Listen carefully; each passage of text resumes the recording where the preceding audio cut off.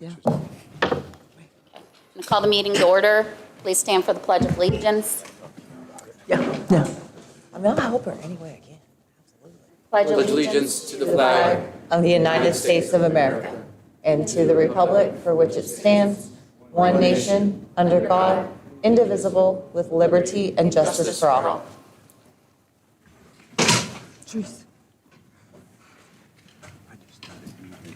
Roll call. Dr. Fike? Here. Mr. Frund? Here.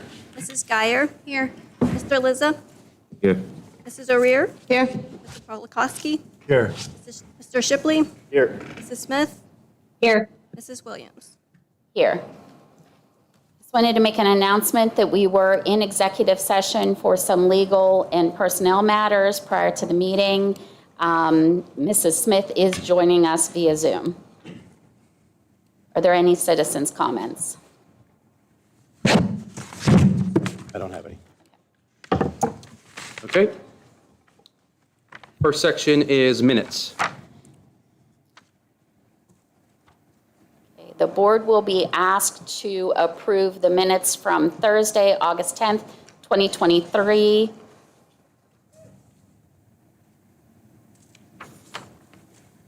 I make a motion. I need a second. Second. Discussion. All those in favor? Aye. Aye. Aye. Opposed? I'm so confused now. Okay. Next section is reports. Superintendent information. Sure. Yeah, I have a couple things to present to the board and to the public today. We will get into, actually, we'll do the Scotty Spotlight first. We kind of held off over the summer on highlighting some things going on because a lot of stuff that happens in the summer in the school district, I get asked all the time, what do you guys even do in the summertime?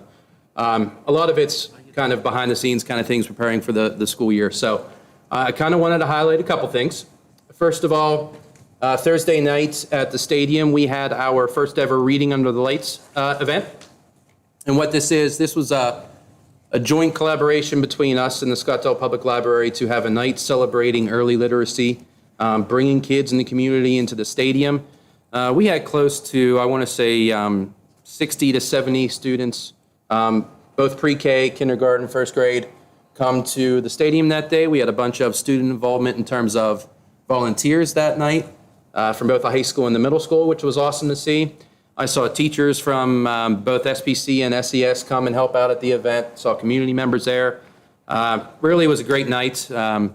Aside from me turning the sound system on at the stadium and not knowing that the national anthem was going to play automatically, everything else went off without a hitch. But it was good to see everybody, even though the national anthem started to play at a reading event, actually stop what they were doing and look for the flag and go ahead and honor the flag, which was interesting. Cool. You just had to roll with it at that point. But anyways, night went off. It was a great event. We are already planning for our event next year. Same time, same place, probably right before the Fall Festival. So it was a good night.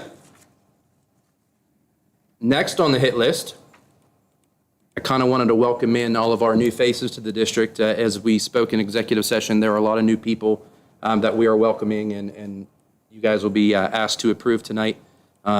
We welcome them in at our in-service day as I'm starting to put some stuff out on social media for all of our new family members, so to say, to the district.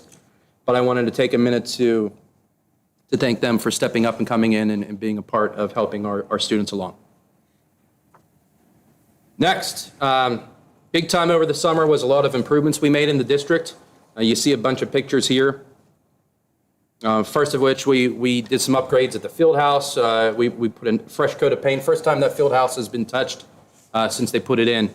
And you could tell a lot. We have a picture here, top center, which is our Wall of Honor in collaboration with the Veterans in the Park Committee in Scottsdale. We're creating kind of a Wall of Honor for alumni of Southmoreland that have served in one of the branches of the armed services. We are close to completing that project and hope to have that done for Veterans Day unveiling.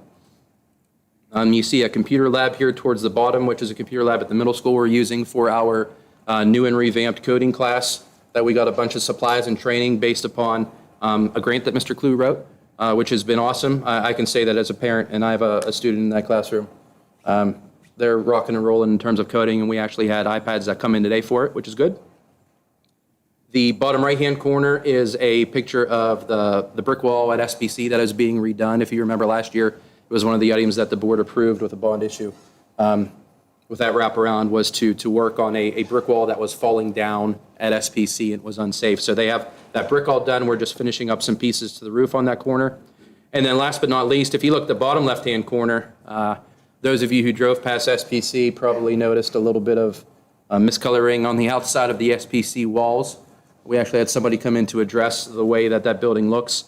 On the left-hand side of that picture is the part of the building that was treated, which looks pretty good. On the right-hand side was what it looked like before it was treated. And that right-hand side of the picture was pretty much how the entire facade of the entire building looked like as you walked around the building. So if you think about it, we're welcoming parents and students into, this is the first thing they see with Southmoreland in our primary center. Welcome to Southmoreland. The first thing they saw was a discolored building. So we thought it was important to kind of address that and kind of spruce that up a little bit. And really, it was funny. It was one of the first things, I want to say it was less than a day after it happened, the amount of positive feedback I got from some employees in that building was impressive just for a little pressure washing. So a little bit of attention goes a long way into showing, what we want to do for our kids here. So last but not least in my spotlight section, we talk a lot about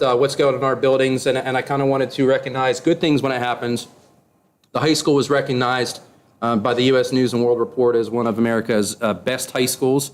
And in order to get that designation, what happens is you are basically, you're ranked with every high school in America, and they look at the top 40% of all high schools based upon college readiness, based upon your test scores, based upon the population you serve and how they should do on those test scores, and based upon the kind of courses that you offer. So they look at all of those things. They assign you a metric based upon all of those things. Happy to say that our high school, kudos to the high school, falls within this range.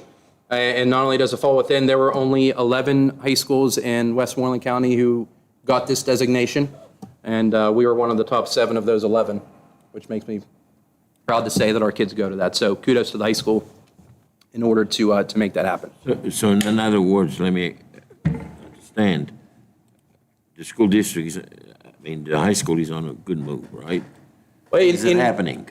In terms of what they designed to measure the high school, in terms of college readiness, the types of Okay. courses we offer, and how well our students do on the assessments based upon our socioeconomic status, yes. They felt like we fell in terms of the all top the 2. negative and stuff we hear, we shouldn't pay attention to it.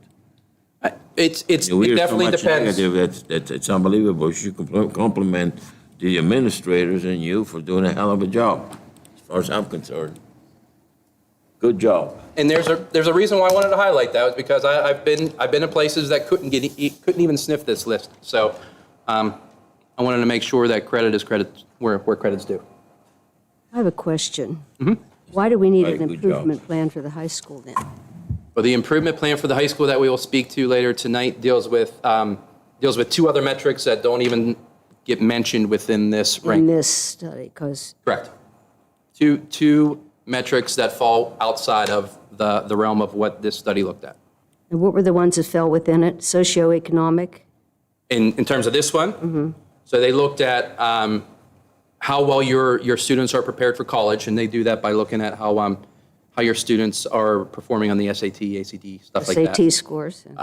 They look at your students' proficiency on state assessments, and they look at how your students do on those state assessments based upon your socioeconomic status in the district. And they also look at the types of courses you offer in your high school, AP, dual enrollment, those kind of things. And you're going to tell us what dynamics are not included, and that's why there's a, Yeah, the things that were identified as reasons for the high school to be on a... That's later on in the Okay. agenda, correct? It is. I will Yeah. discuss that later on. You want me to wait? Yeah. Okay. Yeah, I'll address those things. Okay. So once again, that's what I have prepared for in terms of our Scotty Spotlight for tonight. One thing I did miss before I hit the last two items in my section of this agenda is we worked with the University of Pittsburgh at Greensburg in terms of a grant program that they have. It's no secret that there is a crisis with the amount of educators that are being certified across the state and across the country. So one of the things that UPG is doing is trying to create programs to help districts build educator pipelines within. So Dr. Clara, I'll ask Dr. Clara to stand up and speak a little bit about this, because he's worked the closest with UPG on it. But we worked with them to apply for a grant to kind of build some coursework and revamp some spaces at the high school to try to build an educator pipeline from within. Dr. Clare? Thank you. We had an opportunity to work with Dr. Marks from the University of Pittsburgh at Greensburg, who is the director of their education program. And she and I talked at length about this opportunity, a grant at the higher education level to partner with a high school to start doing some of the coursework that you might do as an early education student in college in high school, a dual enrollment opportunity to help us to find students who are interested in that kind of work in high school and give them an opportunity to have that experience. So she selected Southmoreland of all the schools in the county. We were selected, and we did, in fact, get the grant. And we'll have some money that we can use to revamp a space for that classroom to make it a little bit more like a professional learning environment rather than just sitting in rows.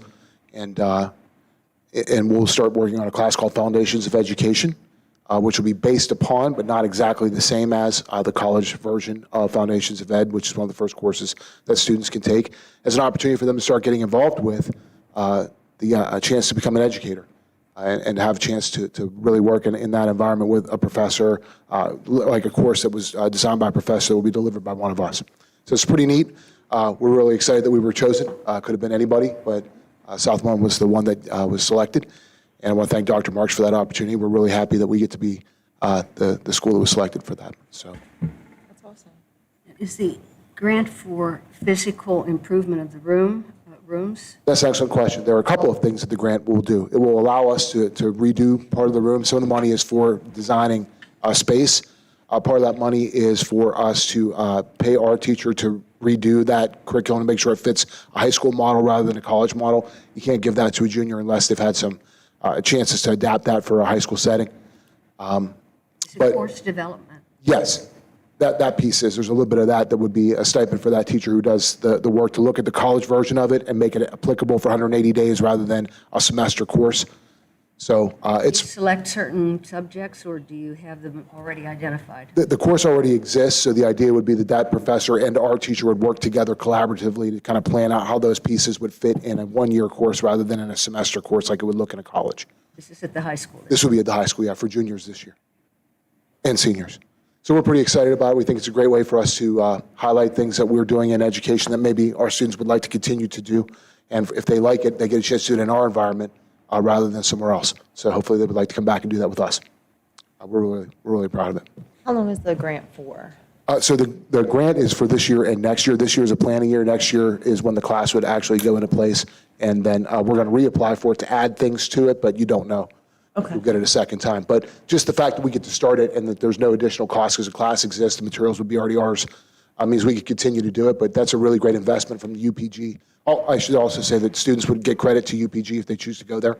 Oh, wow. That How would much go. was the grant for, Dan? All told, for the college and we get a small part of it. Part of it's for the college. We get $500 for the stipend for the teacher, and then $10,000 to redo the space, and the rest of that money goes towards the college being able to facilitate that for us. So we're pretty excited about that. It's a You're great. paying per teacher. Well, so our teacher would teach the course. We just make space for them in our schedule for that. We make a new space to teach it in, materials that we want to use for that, and then redoing that space so that it's appropriate for it. So that's where our money comes in for the grant. The rest of it goes to UPG for them to kind of develop this course every time. I can tell you that some other schools were unhappy that they didn't get that opportunity, that we got it. Dr. Connor, sorry, buddy, from Hempfield, he was pretty tough on me about getting it, and he didn't get it. So Cool. That's awesome. thanks. Thank you. Awesome, thank you. Before I hand it over and we start discussing about a possibility of another student club, I have 2 school board members I'd like to recognize, and what PSBA does is, based upon your years of service, they present certificates based upon how long you're a school board member. I have 2 school board members I am going to present certificates to, one of which is, one of which is Dr. Fike for 8 years of service. 12. Well, they might, maybe they went consecutively here, I don't know. I was at York too. And then, Mr. Polakowski, I have 12 years of service certificate for you too. So once you. again, I want to make sure I present these to you. Thank you. Here you go. Thank you, sir. And then last but not least, for my section, I was approached about the possibility of adding an additional club, team to our district, and this one being a student trap team. And I know, Mr. Shipley, you had asked and spoken about it as well, and I believe we have some people here to help speak about that possibility. Is that correct? So at this point, feel free, come on up to the mic and explain possibilities here, okay?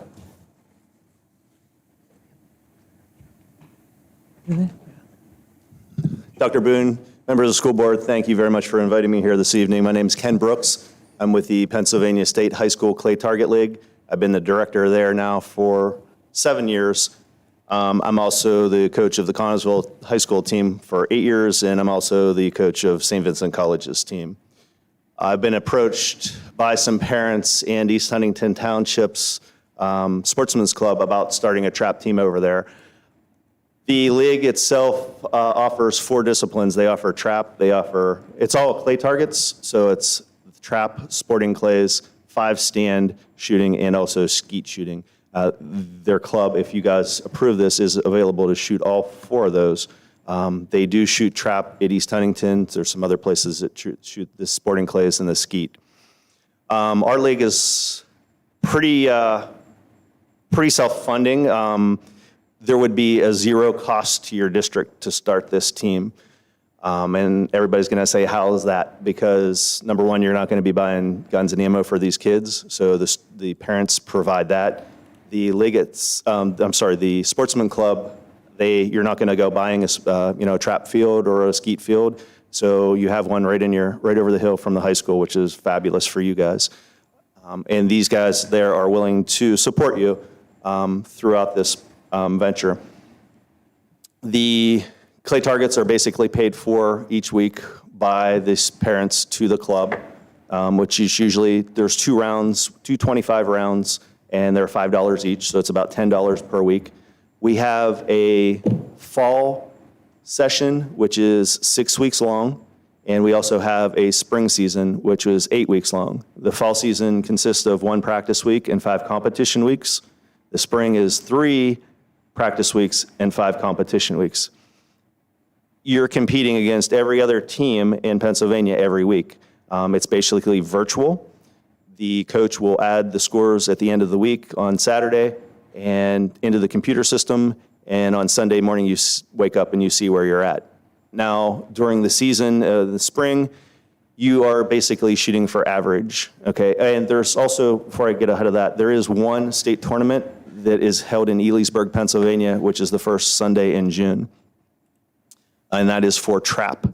There's soon to be added a skeet tournament and a sporting clays tournament as we get more teams in Pennsylvania. Right now, we're right around 60 teams. We have, so the way the spring season works out is there are the 3 practice weeks, obviously they're practice, and then the 5 competition weeks. And in the 5 competition weeks, you're shooting 250 shots, 50 shots per week, 225 rounds.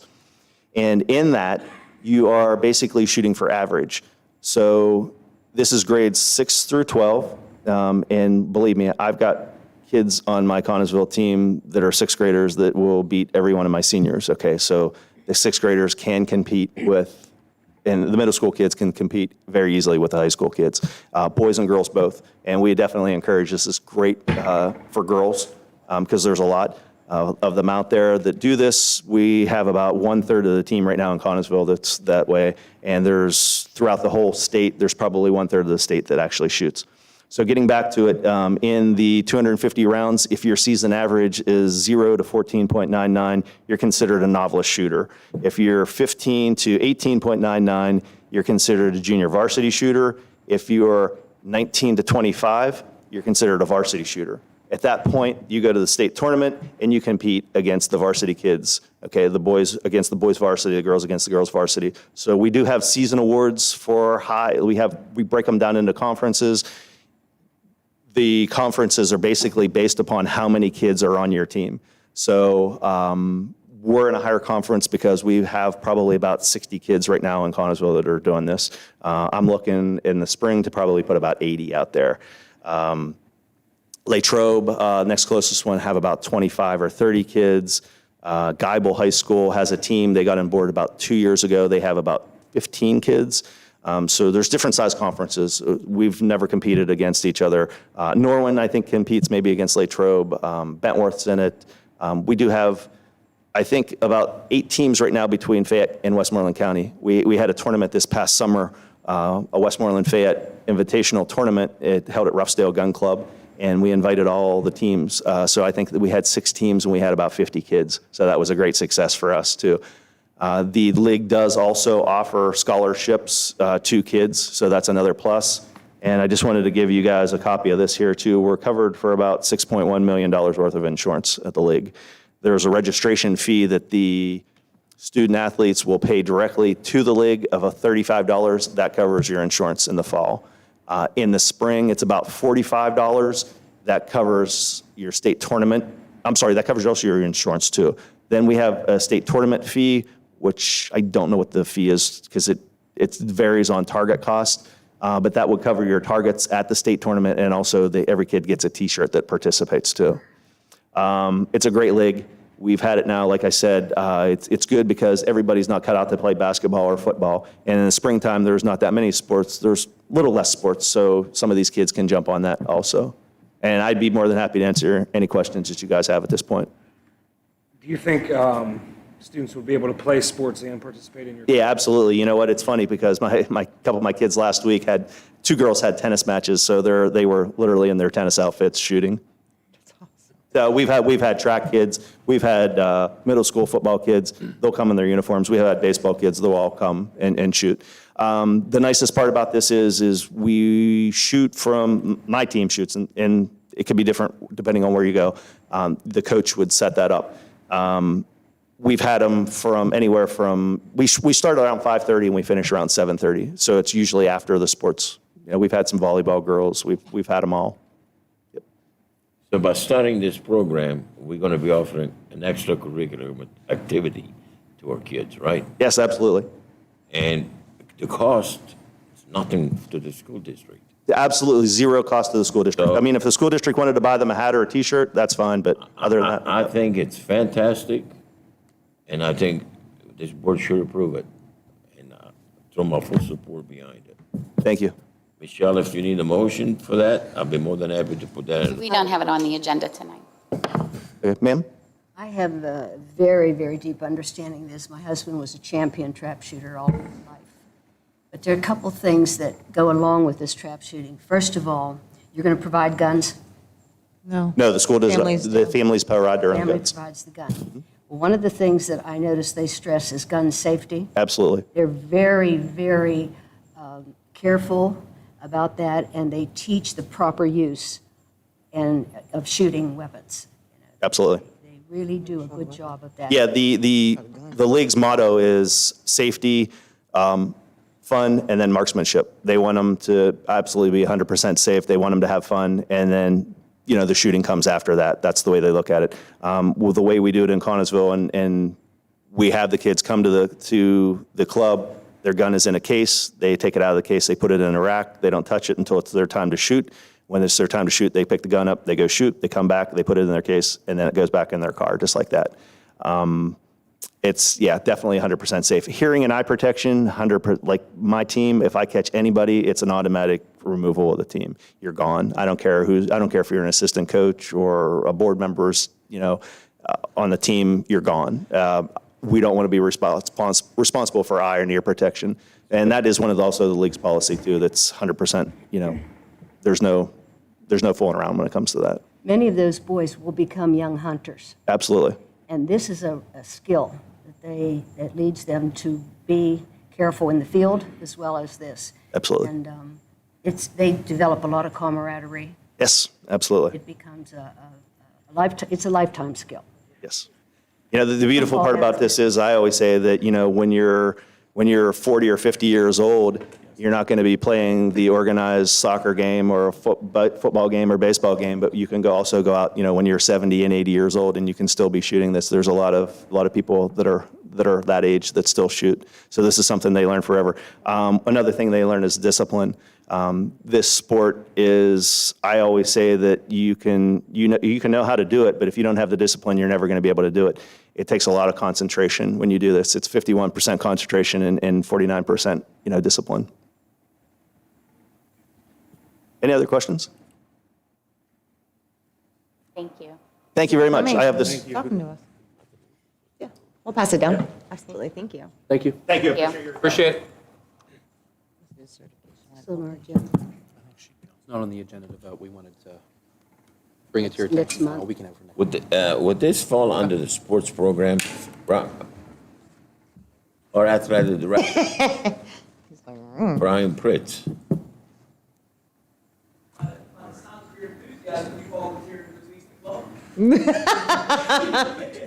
It's one for you, buddy. I owe you one. Is this something that we would need to discuss beforehand, or can we have a vote to throw it onto the agenda? It'll be on next month's agenda. Okay. Okay. I mean, I don't know. Do you have anything else? I have nothing else to report now. Thank you. I just wanted to take a second.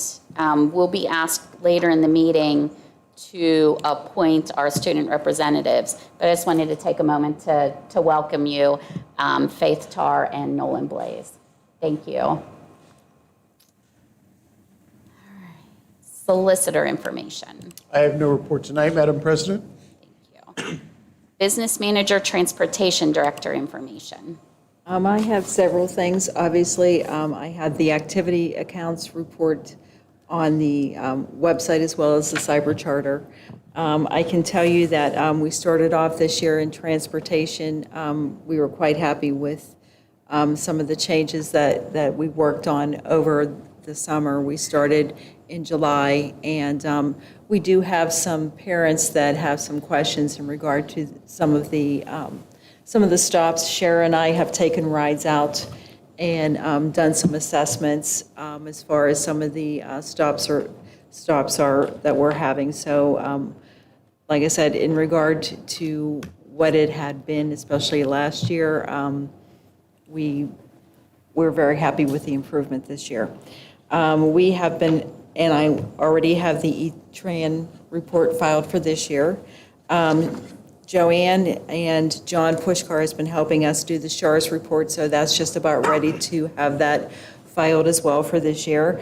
I can tell you I did Title II final expenditure report today. We have a PCC audit that we were notified as of last week for the June 30th time period. ESSERS 2 is ending September 30th. And with the receipt of the Promethean boards today, we'll be able to wrap that up nicely.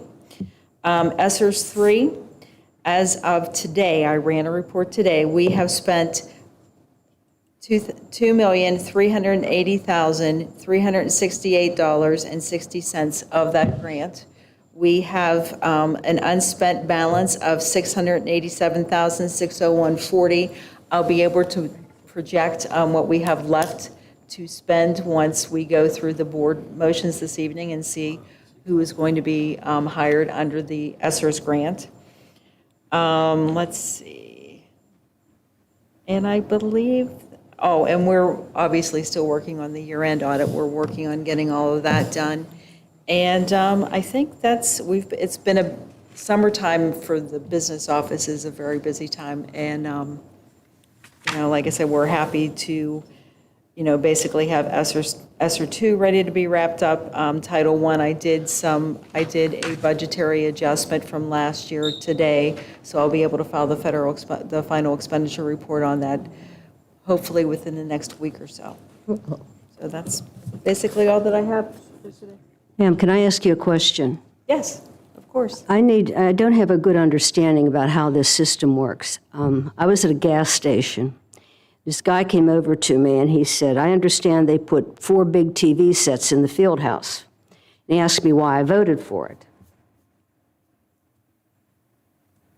That was the first time I'd ever heard that there were 4 TV sets in the field house. How does that work?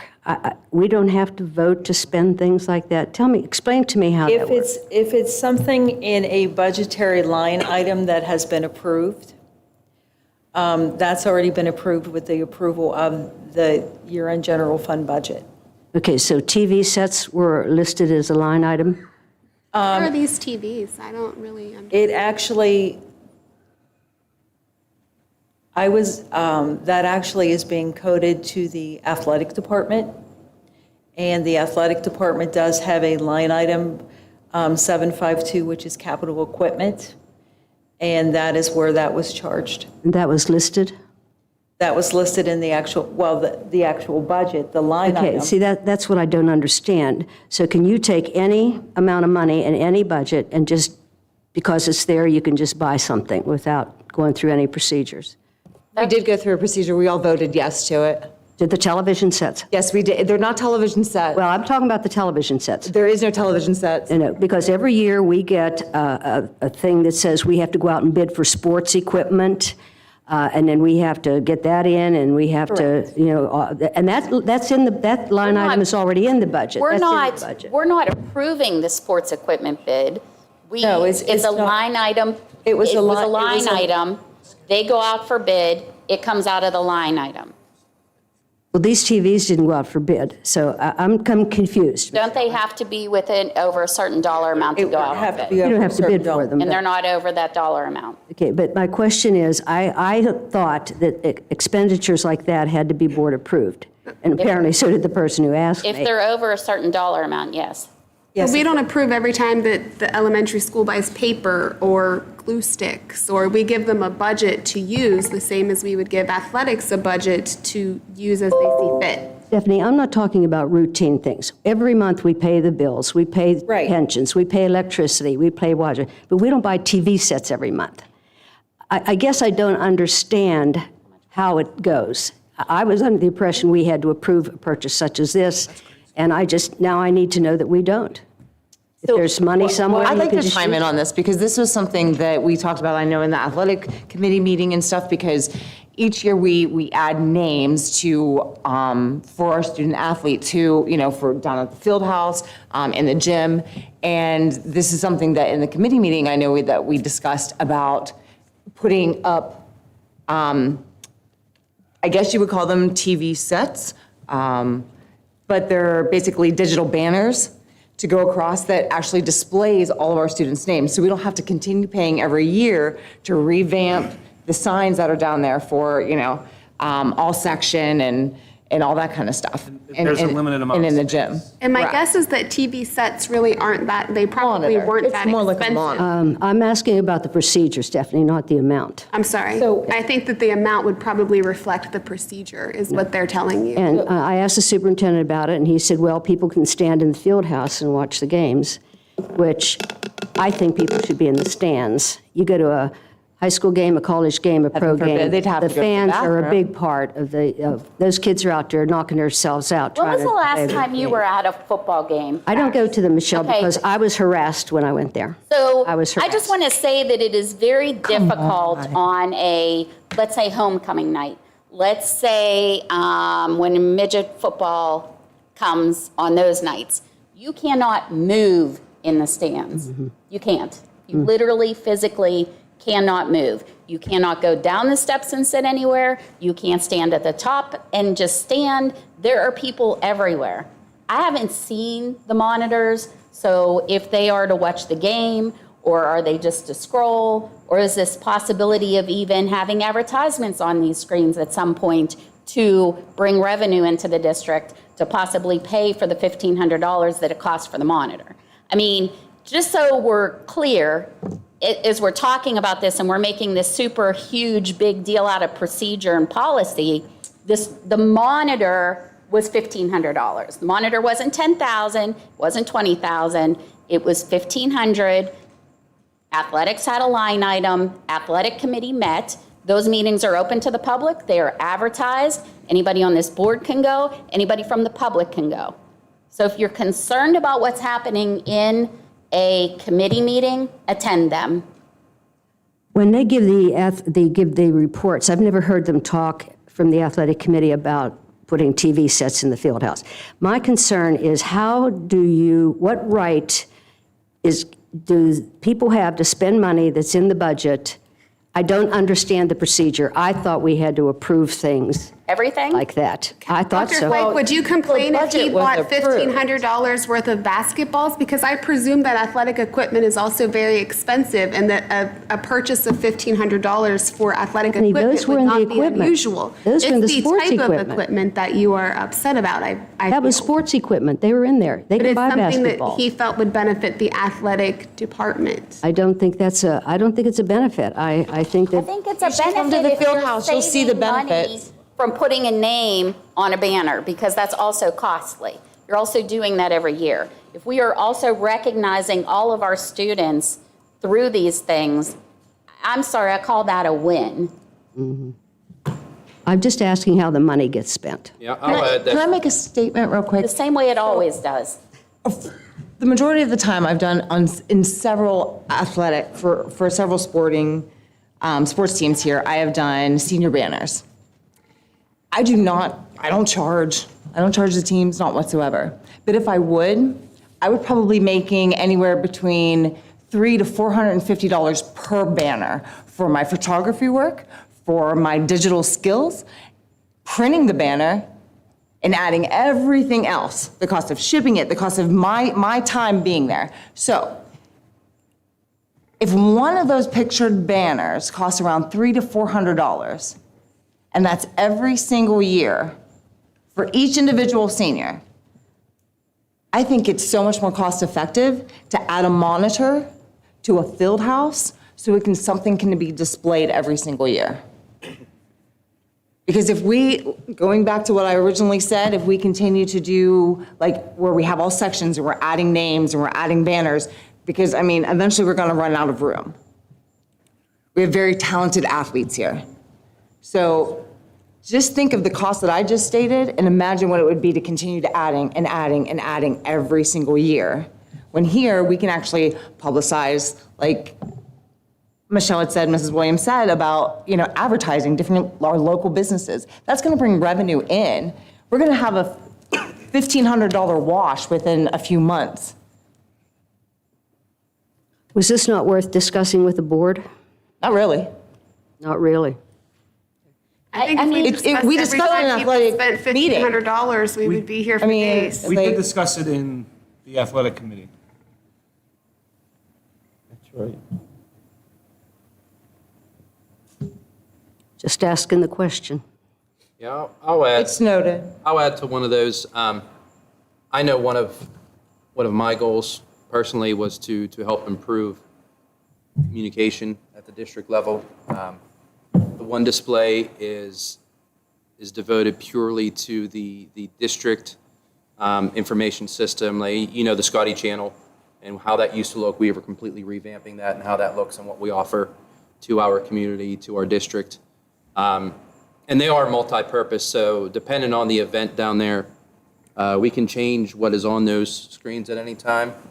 For instance, I know Friday night is all academic night for our students that are honored to both be getting it done in sports and in the classroom. So it's one thing to just say and scroll their names at the beginning of the game and move on your merry little way. It's going to be another thing whenever we put together a little presentation with those kids' names to display on those TVs during the event. Additionally, I know Mr. Pritz is working on ways to help better staff the concession stand and get our kids involved with that program to help bring monies back into to the athletic program. And one of the things you always hear from volunteers is that I'd really love to volunteer, but I also like to see what's going on as I'm volunteering. And they can't really sell 50-50 in the field house and see what's going on at the field at the same time. And this is one of those ways we can kind of make that happen. So, but I will say that it's going to be a multi-purpose kind of display that we can easily ask for donations for that will cover those costs. I think it's also very important to note that our only, like, say, our handicaps or our disability area, if you want to call it, is at the very top. Yeah. If they are sitting in a wheelchair, they have a bar directly in front of them. They're paying to get into a game, and obviously they want to see. So what better way, they can sit in the field house and be able to watch it on a monitor that they came to pay and watch a game. So that's all I gotta say.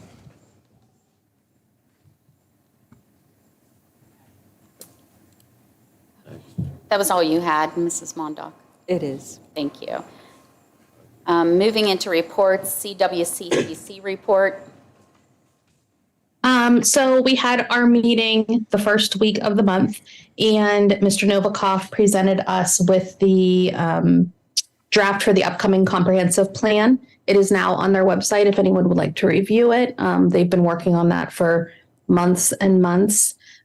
We also had good news that they received a $101,000 grant from Scott Electric, and that is to upgrade lighting throughout the school, which is incredible. Some of the adult ed classes they have starting in September, a state inspection class, an emission inspection certification. They're going to be doing machine apprentice classes, auto body classes, welding classes, so they're working on that end of things as well. They also were able to, they have 17 students who have, since the beginning of the school year, actively employed on their co-op program. And then the new program that I talked about the last time, the Aspiring Educators Program, is officially up and running. This is the program that I talked about, very similar to what Dr. Claire is talking about, that we're going to do here. CTC students can now do education classes at the CTC.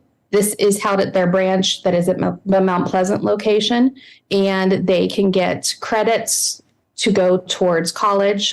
They have several colleges that they have agreements with, and they can do that beginning in 10th grade through 12th grade. And this is also to bring in teachers to our current area from our current students. So they've been having a lot of success with that program as well. And then there was one more thing. I'm trying to find it in my information here.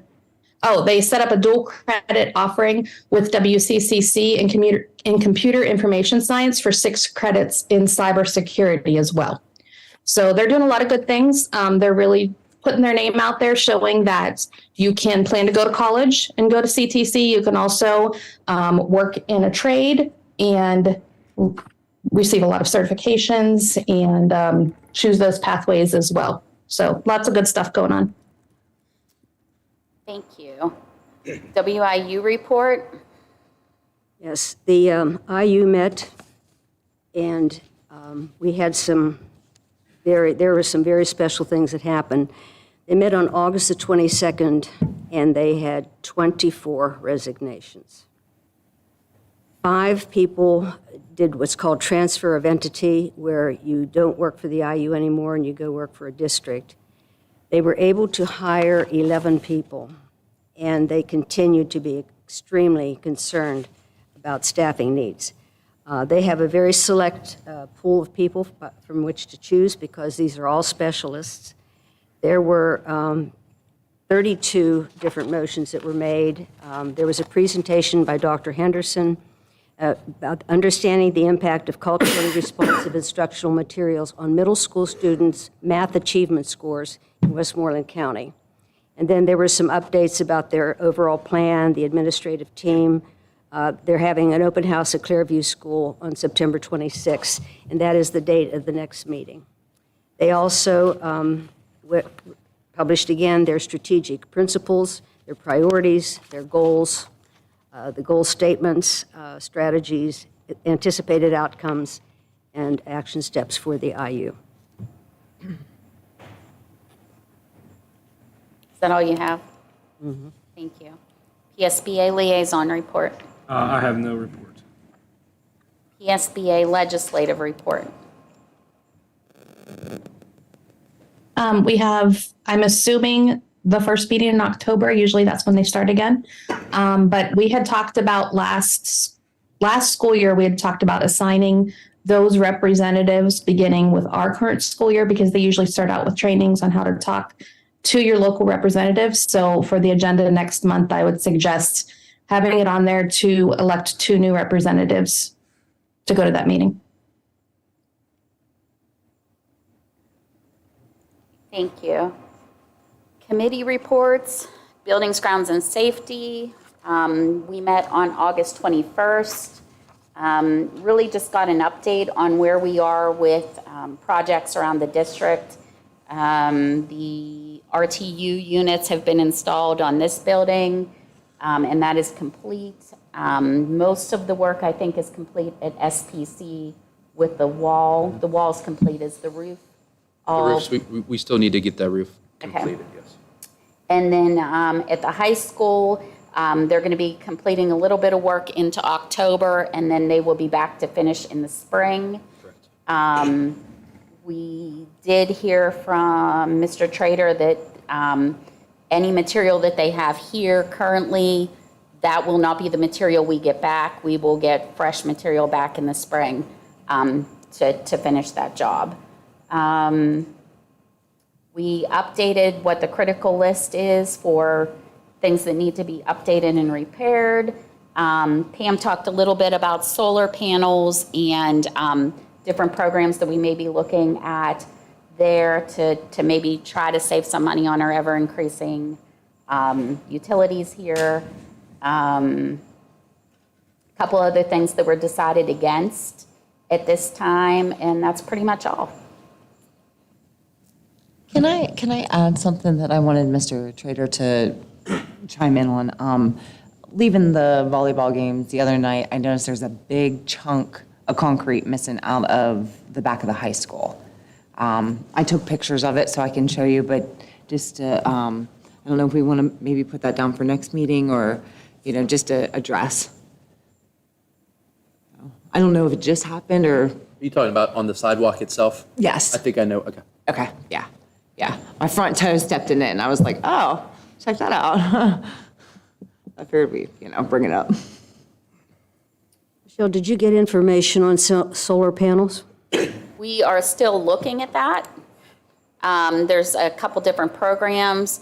Mrs. Mondock had attended a seminar, and there was some discussion there on that. So we are still in the process of seeking information. Yes, actually, the gentlemen from Garland have a subcontractor that they work with on the solar panels, so they were going to send them in so that we could talk with them as well to get some information in to see. I can tell you that the community college that I went to, the CCAC,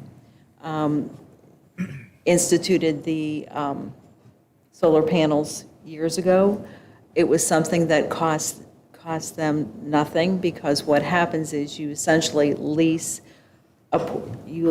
your roof to them, and they put the solar panels on, and they essentially sell the electricity back to you from the solar panels. Now, I know there is some concern that there aren't, that we don't have as many sunshiny days here. So that was one of the things that was brought up in that initial first meeting that I went to. And I mean, there's a lot of information out there. I've just started, begun the process to look at it. But you actually, instead of, for example, the same area in California that you would need 12 panels, in Pennsylvania, you would need 18, 24 panels. So that's how they make the difference up. The reason I asked, Pam, is I have a 172-acre farm up in Fayette County, and at least once a month I get a letter asking to put a solar farm on there, and I've done some research. And what I have found is that Pennsylvania is regarded as having 69 sunny days a year, and that it is not profitable, but, I'm sure there are other studies out there. But I think if we're going to engage in something like that, you need to do a lot of research. Oh, absolutely. I plan on it because, It's tricky because it's not, well, yours was going to be free, but mine was not.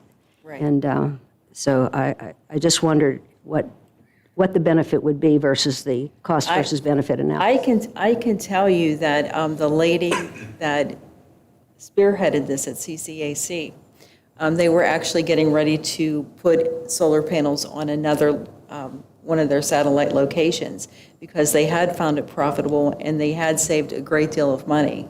And as I continue to watch our electricity bills go up, as we all do at home, I'm trying to find ways in which the district can save money so that, that helps us in the future as we look, as we go forward. What they do, Pam, is on the sunny days that you're generating electricity, you're using some of it in your house, and then you bank it, Correct. okay? And then you can actually sell it if you're not going to use it. Correct. But the concerns that I have had doing the research is that that you get a lot in the summertime and then you run out. They use it up in the fall, and then you're done for the rest of the winter. Well, you still have, even on, they had talked about even on days that were cloudy or what have you, it's still not pitch black. You're still having some benefit. There's some of the light, sun. yeah. I was just talking about Sundays. Mhm. Yeah. But Well, I think it's something to look into, but it definitely, it's a complicated thing. It is, and like I said, I, went to that, I saw that offered, and I asked Dr. Boone, I said, are you okay with me going? He's like, absolutely, I'm all for it, because, we're trying to find ways to save the district money long-term, so that it helps us long-term. It's an important goal, Pam. It's an It important is, goal. it absolutely is. Okay, moving on to Finance, District Operations, and Transportation. We have not met, but I think that Mrs. Mondock gave a great summary of what's been going on over the summer with transportation, personnel, policy, and academics. Mrs. Smith? We've had many interviews, so I think that'll all be updated in the personnel log. We have not discussed policies. One of the policies that we got in our agenda was this one on homeschooling, home education. Do we have any students who are being homeschooled in Southmoreland? We do. Very many?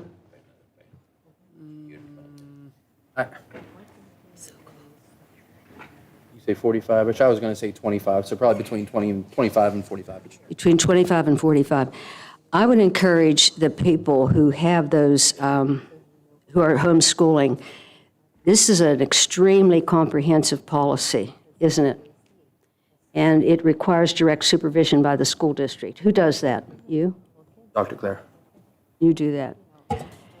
And there has already had to have been direct supervision by the school district.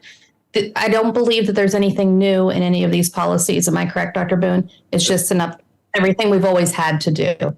That is correct.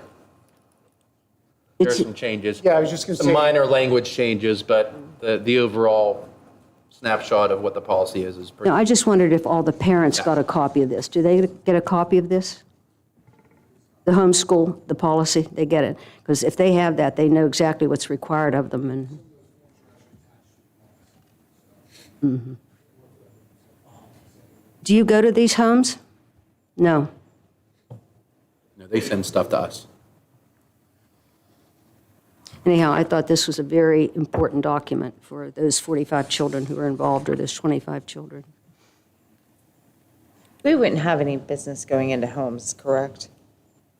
I Not- That's a little not in that overstep. regard, no. Right, okay. If we have some students that are homebound that receive instruction in the home from one of our employees, that's a different story. Sure. But Students who are homeschooled have to send in an attestation. They have to say what their objectives are for the school year for each child that they are doing. They have to get that notarized. And then at the end of the school year, they have to turn in work to someone who is certified as a monitor of a homeschooled child. It could be a teacher. It could be one of our principals. It could be honestly, anyone who has that degree. And then that is signed off on that, yes, they did achieve those objectives. It's turned into the school to show that, yes, they did that. So there's no reason that anyone would ever go into a homeschool child's home. I just want to make sure that they understand that these kids are eligible for participation in all kinds of activities related to the school. Oh, absolutely. HSLD, I think it's HSLDA. All of the, I'm 100% positive the homeschooling parents all belong or are aware of the associations that protect their rights as homeschooled parents. Okay, non-academic athletics and extracurricular, Mr. Shipley. Committee met on August 21st. That was kind of before the fall season started for most, but Mr. Fritz was able to update me on some, provide some updates on those. The marching band has been working hard and doing a great job and will compete in their first PIMBA event this Saturday at Norland. The cheerleaders will be going to Pitt this Saturday to participate in Spirit Day. They participate alongside the Pitt cheerleaders in preparation for the Pitt, North Carolina football game. We've had some individual team success this fall so far. Earlier today, Lexi Oler broke her own course record in a cross-country meet. Kendall Campbell will represent our girls golf team at the sectional tournament this Thursday. Girls volleyball is off to a great start at 8-0. Girls soccer is currently tied for first place in their section. Girls tennis is also in the hunt for a playoff spot. Football is 3-1 and hosts Deer Lakes this Friday. We will be recognizing our all-academic student athletes before the game, as Dr. Boone had mentioned. The road to the track, tennis courts, and baseball field is now officially named and marked with a street sign with the help of East Huntington Township. The address is 135 Scotty Pride Lane. There have been AEDs put in throughout the district at different locations at the schools. To offset the cost of Letterman's jackets, students are working the concession stand alongside SANFA. And there'll also be another fundraiser selling T-shirts. They will go on sale shortly. This will also offset the cost of the Letterman's jackets. Over 100 senior citizen lifetime passes have been handed out for athletic events. And lastly, digital displays are now up in the concession stand area. It should be fully functional Friday night. They will provide information such as recognition and announcements and can view the events. That's all I have. What did you say that last part? Digital displays? Digital displays, yes, we mentioned that Okay. earlier. Got it. Thank you. Student reports. So on August 23rd, from 5 to 7 p.m., we had freshman orientation at the high school, and we had several student council members from grades 10 to 12 help assist them, walk them around the school to their classes, et cetera, for the students and the parents. On September 8th, a pep rally took place in the gymnasium to recognize both our fall sports athletes and to announce the 2023-24 homecoming court. The following students were named to the homecoming court: B. Polakowski, Faith Tarr, Maddie Brown, Bella Johnson, Gwen Basinger, Kaylee Doppelhauer, Amara McCutcheon, Eva Martin, and then for the guys, Nolan Blaze, Makai Trout-Lewis, Ty Keffer, Aiden Corvin, Ronnie Collins, Cody Bateman, Caden Kiefer, and Eli Licklider. And this past weekend at the Fall Festival, we had student council members who volunteered to work at the information booth for shifts of an hour at a time, and they also helped clean up Sunday after the festival. And then, of course, as Dr. Boone mentioned earlier, the Scottsdale Library, in partnership with the Southmoreland School District, sponsored Reading Under the Lights last Thursday on the football field. The purpose was to come together as a community to share the love of reading with elementary school students. And Dr. Clara hosted a group of volunteers from both the high school and the middle school, as mentioned, to assist with the event. Over 20 members of our newly formed Interact Club, a community service club sponsored by our Scottsdale Rotary, volunteered also at the Fall Festival in the children's area and for the cleanup crew. And then congratulations to the following SHS writers for being published in the book Integer, Stories About Numbers: Jessica Conway, Haley Donovan, Chad Long, Brianne Poole, Adam Halinka, Carly Cameron, Olivia Love, and Isabella Johnson. And that's all we have. Thank you. Thank you. Awesome, thank you. And now we typically just go ahead and excuse the students after the report. You're more than welcome to stay, and as well as we know that we have the item to vote on you later on in the meeting. But totally up to you. We understand if you have homework and stuff to do.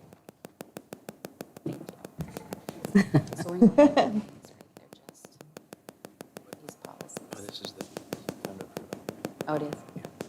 Your next section is policies. Okay, so I have 2 items under policies. The first item is the operations section. That's 800, 830, 830.1. They're all online if you want to take a look at those. Program section, this is the one that is in regards to home education programs and participating in extracurricular activities. CTC availability. This covers policy 137 through 137.3. So I'd like to make a motion to approve items number 1 and 2. I need a second. Second. Voting motion. It is. They've been posted for 30 days already, yes. And I have a second by Mr. Lizza. Wait a minute, what are you voting on? SCA MOU? No. We're- Voting we're- policies. We're under section E, policies. Okay. Items number 1 and 2. I have a second with Mr. Lizza. Is there any other discussion on these policies? All those in favor? Aye. Opposed?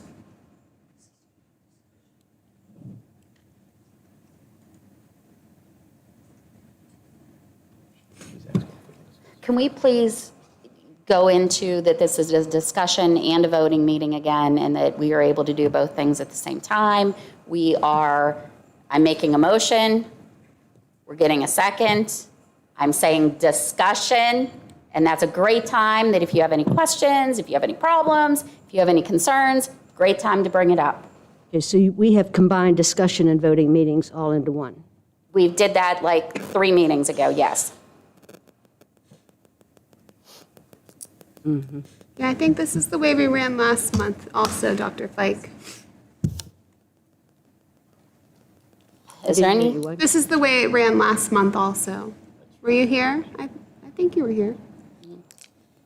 I'm getting complaints from people who feel that, first of all, 1 meeting a month is not sufficient. But the real issue is that people don't even have an opportunity to think about stuff and discuss it, and then to come back and see how we vote on it. So what do you call this meeting? It's a combined? It's a discussion/voting meeting. And if I'm not mistaken, pretty much the way we operated in this district from 2021, from COVID time on to about last year, we operated on this exact model 2 times a month. We discussed. 2 times a month. 2 times a month. We discussed and voted. And at the next meeting, we discussed and voted on different items. So you were still doing the same exact thing that we are doing now, only you were doing this same thing 2 times a month instead of 1 time a month. So I can remember somebody saying to me, you can't make a motion, this is a discussion meeting, okay? Because we did run discussion meetings prior to combining this. Dr. Fike, you should encourage those people to come and make public comment about their displeasure with the procedure, because I haven't really heard any feedback from anybody myself. Okay, that's So okay, I have, Stephanie, I have. Well, encourage them to please come so they can understand how it's working, so that we can explain it when they are here, how this is working. But this is literally working the same way that it ran for the first 2 years that I was on this board. This is what we did. We had 2 meetings a month. We had 2 meetings a month. One that we discussed and voted, and a second one that we discussed and voted. We did not hold separate discussion meetings and separate voting meetings. Everything was done all at the same time. I think what still 10 hours long. Yes. And I think what Mrs. Williams is saying is, although our intent was always to have a discussion meeting and then a voting meeting, that never happened. We always just added voting meetings to everything because the agenda wasn't sufficient. So while that was the intent, we just had discussion voting meetings every single time. Why was I told I couldn't make a motion? That's back when we were allowed to make motions. Well, that is something new. You cannot. Go ahead, Mr. Lucas. I was just going to say, Act 65 has changed the ability to add motions to the agenda that weren't, the items that weren't published 24 hours in advance, and it's now limited to certain exceptions. So the state legislature has amended the Sunshine Act to essentially require that you know what's going to be on the agenda unless you fall within certain exceptions. Well, I was told we're going to get our agenda 7 days in advance now. Is that right? It's never been said it would be 7 days in advance. I think this agenda came out to us on the 14th, so that was 5 days. Jason? I thought, My goal is 7, yes. that's what I thought. As board members, yes. Yeah. That way you have a couple days to read it. You have any questions, I can clear it up. But the public will get it 24 hours Public gets it before. 24 hours before, yes. Okay, we on personnel now? So we have a motion, we have a second. I called for discussion on these policies. All those in favor? Aye. Aye. Opposed? Okay, next section is personnel. Okay, I have 10 items under personnel. SEA MOU pertaining to personnel openings, SEA MOU pertaining to sabbatical leave, SEA MOU for Dean of Students,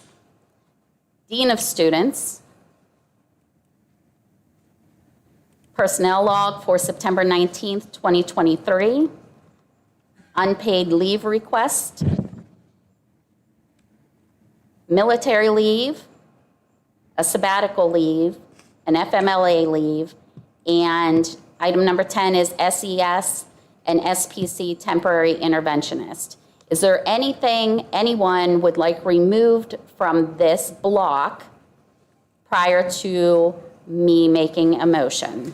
I'm going to vote no on item number 2 and a part of item number 8 because I am not comfortable with the language as it appears in the school code. Now, and so I don't know whether it's number 1 or number 2, which in item 8, which one am I not comfortable with because it's just numbers. I think it's 2 and 8, based on our discussion in executive session. Item number 2 Yes. in 8. Are we going to be voting on it as like a whole section, like a whole Yes, category? I'm going to vote on the block. Okay. So if there's something in this block that somebody is uncomfortable with, I can pull it out. Is there somebody else that wants me to pull out anything other than item number 2 and number 8? You can go ahead and vote on all of them, and I can simply say or record a no vote for me on number 2. And did I get an answer on which employee in number 8? Well, I don't want to say it, we don't want to say it in public.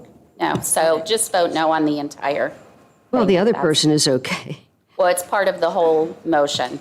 So you're either a yes for the motion or you're a no for the motion. Because we Well, I can't think if disseminate someone- what these are. I think we need to separate. Is she saying that, I think what she's saying is she wants to vote yes for some of the things. So if someone wants to vote no, I think we need to pull it. But I won't know which one it is, Christie. It's one agenda item that she wants to separate. Item number 8. There are 2 people involved in this vote. I don't want to vote against 2 people. I want to vote against one because I don't understand the legal ramifications as related to the school code. That's all. That's all I want to do. It has nothing to do with the people. Nothing to do with the people. I'm Yeah, fine I with the see what people. you're saying. It's just, I don't understand the details as related to the school code. Is there any other items? Mr. Polakowski, did you have an, No, I'm just going to do what Dr. Fike did. I'm going to Okay. abstain for the number 5, the personnel log. okay. On number 9, are we filling in the names and amounts of money here, or are we just going to Number vote 10. on something blank? Number 10. Number 10? I only have number 9. Am I on the wrong? Yep, because this was an update to the agenda.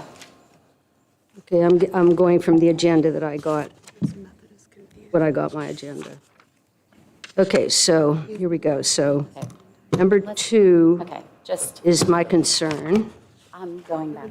okay? One of these items separately. Item number 10 is, number Okay. 9 is now 10.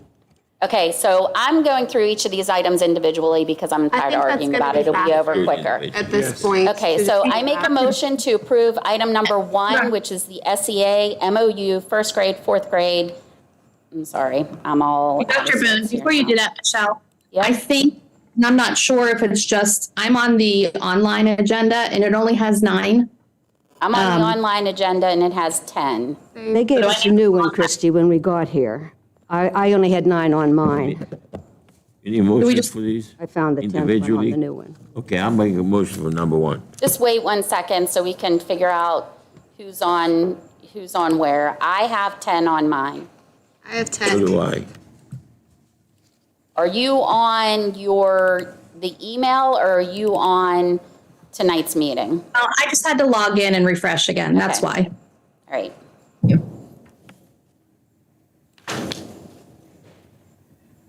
Okay, so are we ready? I'm on item number 1, SEA MOU personnel openings, August 2023. And make a motion to approve. I need a second. Mr. Liza, any discussion? Is that one first and fourth grade, right? Yes. Okay. No discussion? All those in favor? Aye. Opposed? Item number 2, I make a motion to approve SEA MOU sabbatical leave, non-precedent setting, August 2023. Second. Discussion. Again, I'm going to pass on that because I am not confident that it is Okay. in line with the school code. Any other discussion? All those in favor? Aye. Opposed? No. I make a motion to approve item number 3, SEA MOU Dean of Students 2324. I need a second. Second. Discussion? All those in favor? Aye. Opposed? Item number 4, I make a motion to approve Kaylee Kaylee, sorry. All that talk, I got it wrong too. As the SMS SES Dean of Students for the 23-24 school year. This is an ESSER-funded position, and the position will terminate at the end of the 23-24 school year, where she will return to her prior position. I need a second. Second. All those in favor, Can I ask a question? or discussion, I'm sorry. We have administrative content and executive content. They're the same. Can you explain that? I've never seen that before. It's all through everything. What's the difference? It's the same thing.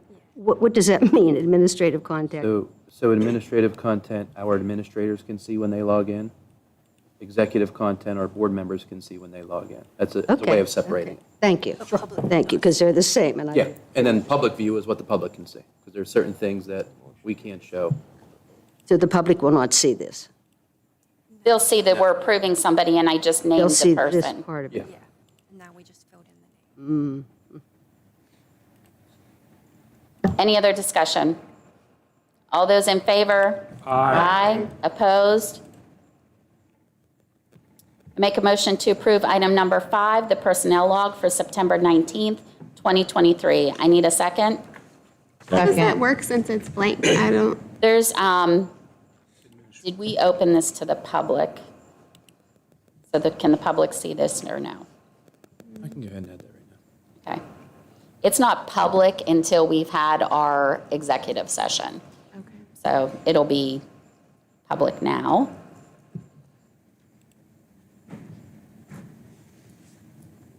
Did I get a second on this? Second. Is there any other discussion?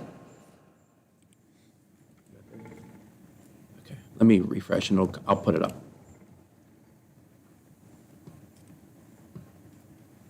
No other discussion on this item. All those in favor? Aye. Aye. Opposed? I'm abstaining. I'm going to pass.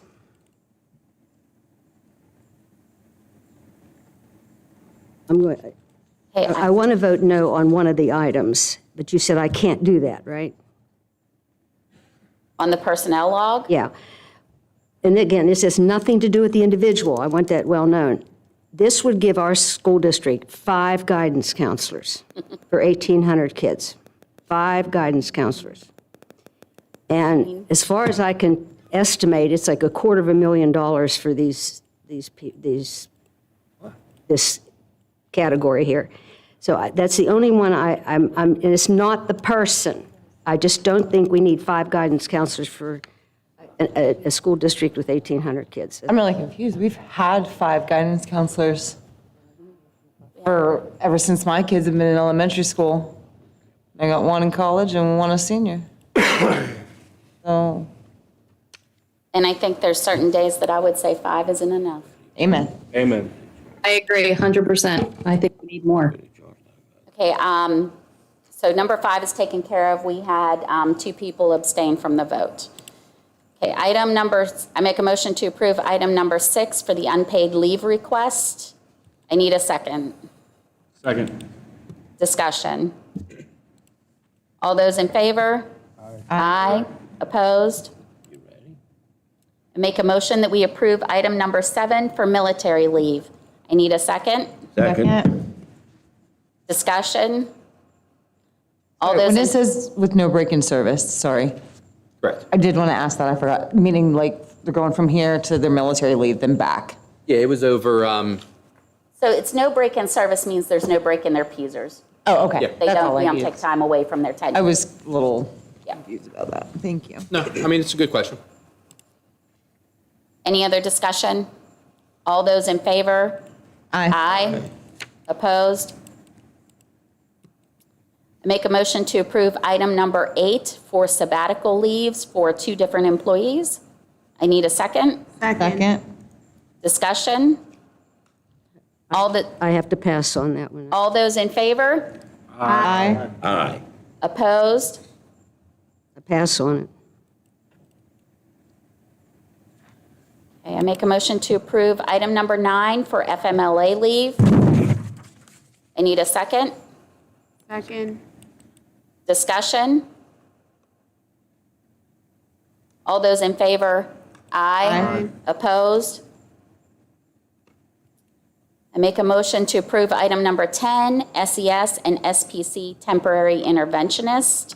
That would be for Rebecca Thomas for SPC math interventionist at $44,761, and Rebecca Pine, SPC reading interventionist, for $46,545. I need a second. Second. Second. Discussion? So, not actually one for. Item number 3 is removed Correct. from my agenda. There's a third person listed. Yes, there's not, that third person is not coming. Okay. That's Do you have a change in question, the Mrs. agenda. Geyer? Okay. I don't think so. I don't know. I think she was asking what I was asking. Okay. You have 3 people were recommended and only 2 people accepted. 1 backed out this morning. Okay. Just making sure I understand. All those in favor? Aye. Aye. Opposed? Next section is education. 6 items under education. Student services agreement. This is between us and Southwood Psychiatric Hospital. A student discipline agreement. St. Vincent's service agreements. Student representatives, which would be to appoint Faith Tarr and Nolan Blaze as student representatives to the board for 23-24 school year. Item number 5 is the University of Pittsburgh at Greensburg dual enrollment agreement. And item number 6 is the SHS targeted school improvement plan. So I am going to make a motion, unless somebody wants something pulled, we will have the opportunity to discuss any item here once I make the motion. If you want an item pulled because you're going to vote differently on it, or you think there needs to be more, I can remove the item. My only question is about number 1. Is that our address, and does it matter if the address is incorrect? I thought it was a State Route 981 address, and it says Water Street. Does that legally matter if we're entering into a contract? It's 1431. So we can amend that, for sure. And so you could approve that agreement as amended, and we'll follow up tomorrow to make sure the address gets corrected. Unless that's our address. I thought that we It's just not. approved an address, and it was State Route 981. We did. It is. I was like, where's Water Street? Route 2351. yeah. It is Water Street. Well, I want item 1 pulled too because I have a serious question about this agreement. So we can't discuss it till there's a motion? We can discuss it after I make a motion. So I'm going to make a motion to approve items 1 through 6. I need a second. We're Second. pulling it. Discussion. We're pulling item 1 and item 6. I'm requesting item 1 and item 6 be pulled from the vote. Okay. Can we just vote individually on the entire agenda? This is very confusing with what we're pulling and what we're not, and who's doing this and who's doing that. I think it would be faster than trying to figure out which items we're pulling and which items we're That's voting fine. on. Let's go back to education. Item number 1, student services agreement. I make a motion to approve the following annual student service agreement for the 23-24 school year with the amendment to change our address to Route 981 Post Office, or what is the street number, do we know? Is it It's 2351. 2351 Route 981? Route 981. Second. Okay. But you make a motion before we even have a chance to discuss it, because I thought this was a discussion voting meeting. No? So Well, you can't discuss it until a motion's been made. Well, let me tell you my problem with this. And I've absolutely. Can we wait 1 second, because I made a motion, it's on the floor to amend the motion. To approve the amended motion. Yes, so now I need to approve the amended motion. And you got a second. Motion, we will approve it, then we will make another motion, then we will discuss. That's correct. Okay, so everybody, all those in favor of amending the address? Aye. Aye. Aye. Opposed? Okay, now I would like to make a motion to approve the student service agreement as amended. I need a second. Second. Discussion. Okay, in the second paragraph from the bottom, when a child goes into Southwood, that is a psychiatric hospital. They can be there for a very, very extended time, very extended. It depends on their diagnosis, their treatment plan, and so forth. They are committed to providing 5 hours a week of instruction, 5 hours a week. So if you're there for 3 months or 4 months, you're paying them $90 a day for that's 5 hours per week at a daily rate of $90, so that's $450 for 5 hours of instruction. And it's a lot for the instructor, but what I'm telling you is, how can a child be there and get 5 hours a week of instruction and make any kind of academic progress? Because education is a vital component of the mental health of a child. I'm gonna, and this is different, but I'm gonna strike a similarity between my experience as a teacher that used to educate students that were homebound students. For whatever reason, 5 hours a week was our number that we were required to do as a homebound student. For 5 hours a week was all the district was required to make sure happened. This can go on. This is a psychiatric hospital. The child is there all the time. It says at a minimum, so I think that would depend on the child's state. Oh, Stephanie, I had personal experience, not personal, but professional experience with this.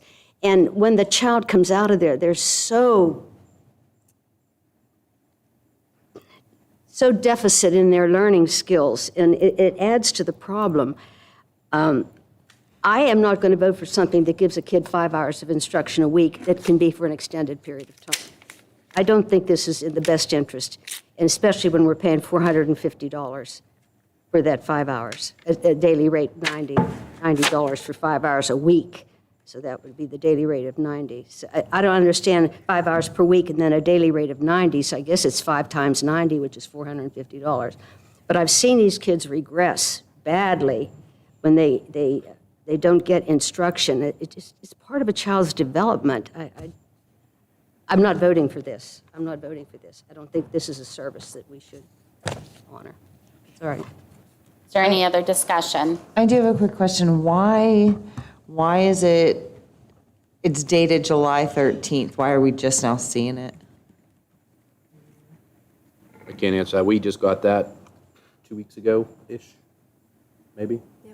From Southwood? Jeez.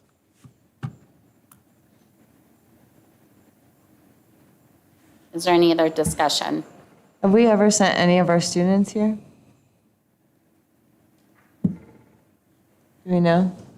I can find that out. I don't have that answer. I don't know.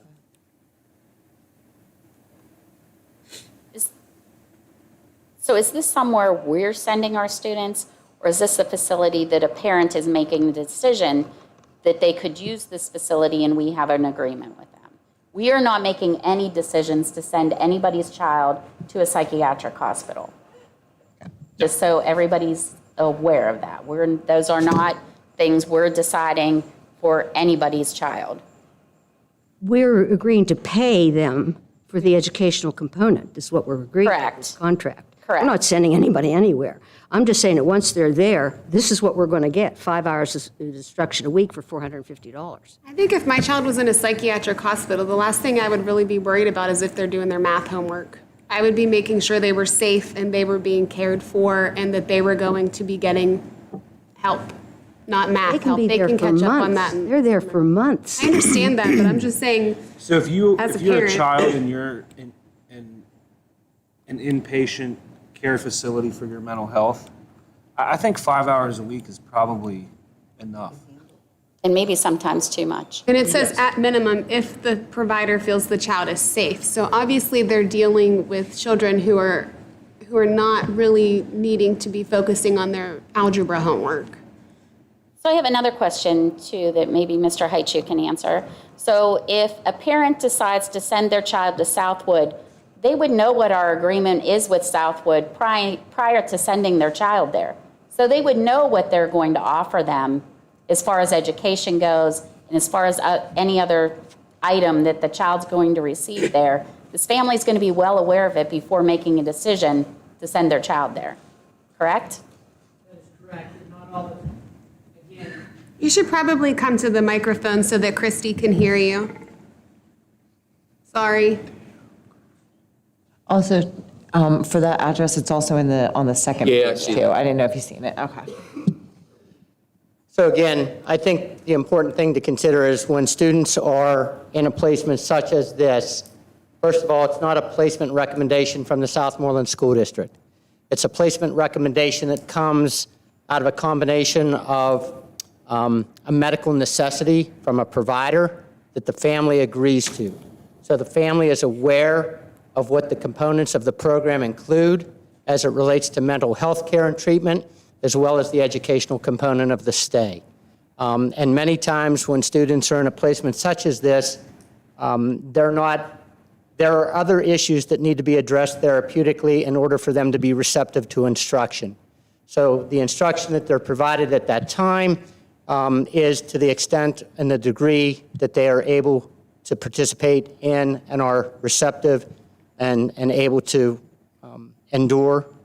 So I do think that, some of the discussion from the board members in response to some of the questions posed is accurate. It's not a referral that comes from the school district.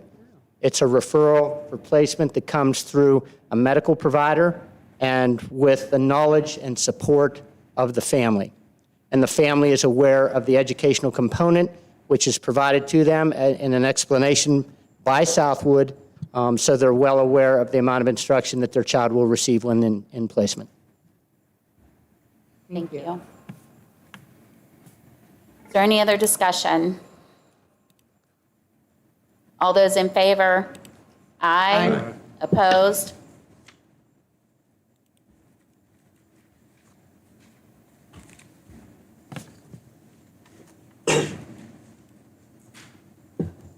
Dr. Fike, did you want to oppose that motion? Because it's going to be as you I agreed. don't know whether you're voting on 1, 2, 3, 4, 5, 6, 7, 8, 9, or 10. We're voting on item number 1. I'm Just on going one. through these individually Just so that. on one. Yes. Very good, thank you. No, the answer is no.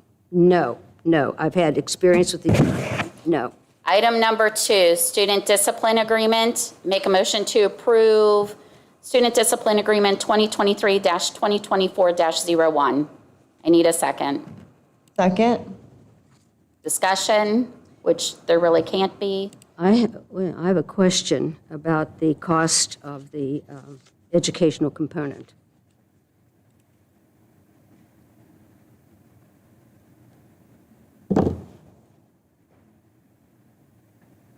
Just the cost.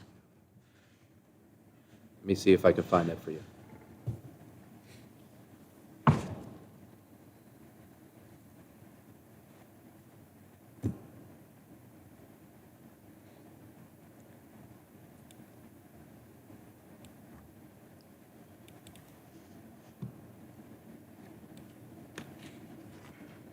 What are we discussing? Sorry. Roughly $126 a day.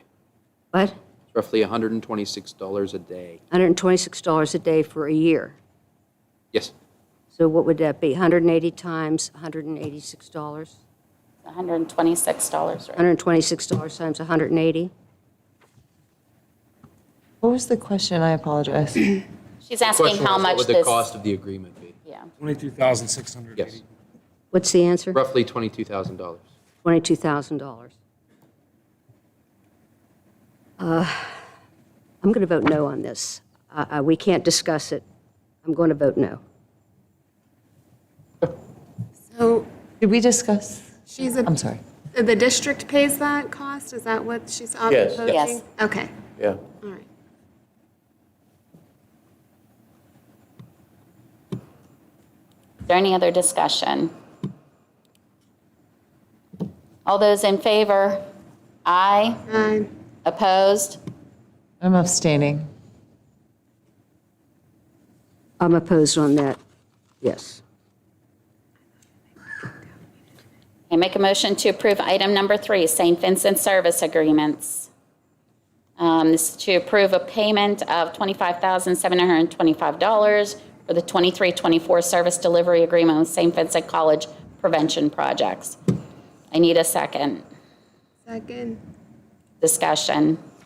I have repeatedly asked for an evaluation of the efficacy of this program, what the results are. I've asked for a couple years, I've asked about that. There's been no, is there a follow-up study, Jason? Is there some thing you get that tells us what works, what we're paying for here? I mean, we meet with them every year, typically August-ish, to talk about the service delivery in terms of what we get as a district that we can't do on our own. So these are services that are in addition to what we are capable of providing to our students. What are those services? At the K-5 band, it's this real in-class program, and we're talking about drug and alcohol prevention services. Same thing when you get up to the high school and you're looking at a total number of additional days of service for service providers that we are offering our students. Do they come in and do therapy or what? Yes, they come into our building and they provide services to our students in the building and help not only give services in the building, but connect them to services outside of the building as well. They made mention to some follow-up surveys that we could participate in as a district that I know were topics of conversation with this board whenever I was at the IU watching board meetings, one of which is that PACE survey, and this is a year that it's coming up, of which when I asked them how many districts participate in the PACE survey, they said 16 out of 17 school districts in the county are participating in it this year, and what that does is that helps target specific needs that specific districts need based upon the results of that survey. Otherwise, we are kind of getting services that are not as tailored to us if we do not participate in types of surveys like that. Okay, this PACE survey, this is the one that parents can opt out of, is that correct? Or not? It is, yeah. Have, And we Any- did not give that, nor did I bring it up to the board yet, because I needed to discuss it with the board first, based upon prior experience that I've had witnessing the board and how they voted on not participating in the pay survey. that's a big, big concern of mine, that survey.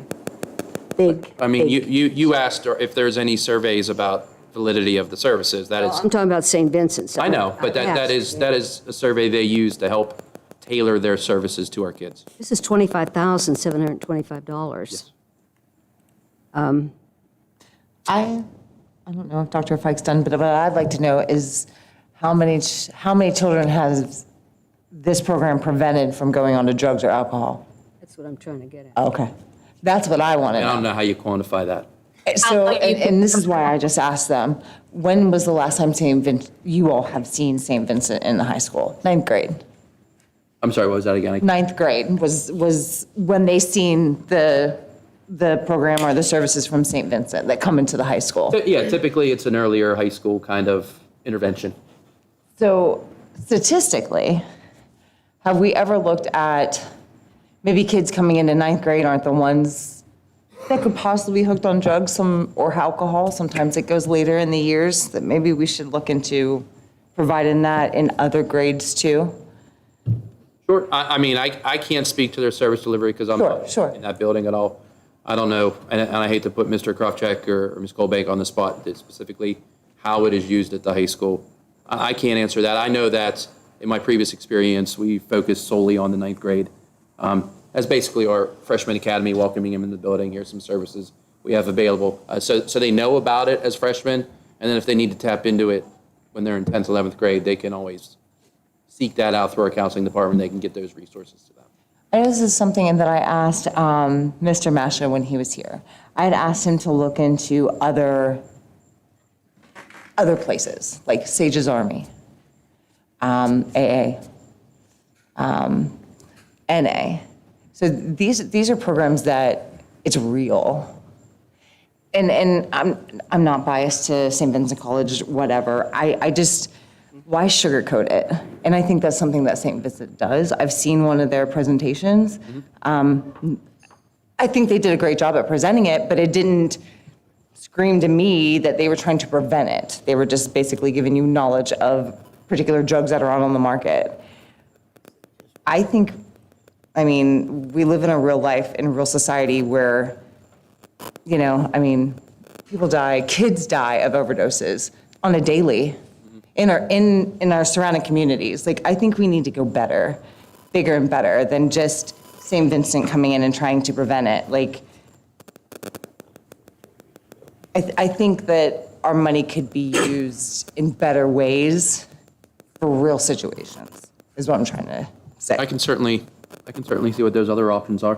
Okay. Thank you. We have 5 guidance counselors. We have contracts with, another half a dozen institutions, mental health, and you're doing one for juvenile probation. Well, no, that's guns, that's something else. But, I mean, we keep doing this, and I keep asking, what are we getting? What are we getting? And I can't get an answer.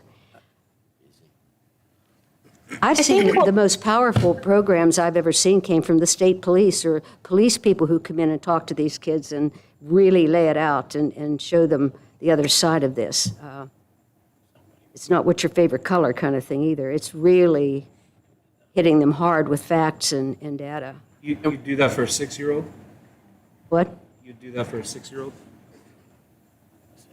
He said, would you do that for a 6-year-old as well? No, you don't do it for a 6-year-old, but $25,000 here. So what are we doing? I have a question on here for the senior high school. Project Success, intervention specialist, 54 days at $350. That's $18,900 of this. What are we getting for that? I mean, that's a large chunk of this. So what exactly is that piece? It's an intervention specialist. It's an individual that comes in and meets with students on an individual basis. on occasion holds specialized group sessions based on whatever the needs are of the population. We had the same intervention specialist for a while. She retired a couple years ago. So we've gone through some changes the last couple of years, but they're basically another service that meets with kids and deals with a whole host of different things. It goes beyond drug and alcohol. It goes through, for some kids, it's kind of an in-between where they're just maybe not an organized kid and they need a little extra kind of help in that department, which is not necessarily always the most pressing issue. There's been a whole variety of things. Small groups on bullying, small groups on students that have lost parents that are suffering through grief. Those are just some of the things that have happened over time. So they're not just giving our high school students the be cool presentation, don't do drugs, because I feel like that's what everybody thinks that this is they're like, be cool, don't do drugs. That's a small portion of it, actually. And we do that with ninth grade. It's traditionally a program with Sherry Lewis. It's called Too Good for Drugs. I think that's been the title of the program for several years. I think there's 13 meetings over the course of the year for ninth grade. And the reason that we've chosen ninth grade because it dovetails in with our health classes, which is a ninth grade requirement. But the bulk of the monies come from the interventionist specialist who also serves and sits on a member of our SAP team and is a liaison also with the Westmoreland County, the WICSI, and the other organizations that we work together for very specific individualized needs. It goes beyond, and for some kids it's not necessarily, we always say as the principals, our doors are open. They don't always want to talk to the principal about something or a school for that matter, an issue, let's say, dealing with the grief of a loss or something of that nature. So it's always been an extra support. I don't know, and you asked the question about measurability. What are we measuring? As educators, at the end of the day, what kind of data could we get to justify whether or not, we help the small group of students that are able to manage their way through a difficult situation through this service? I don't know that there's more than one way, I think, we don't have to necessarily quantitatively measure all things, and I don't know that all things can. But I have thought that over the years, the intervention specialist, I thought, has been a valuable service. And don't counselors talk to these kids? We have 5 guidance counselors. I don't have. Don't our health classes have drugs and alcohol in them?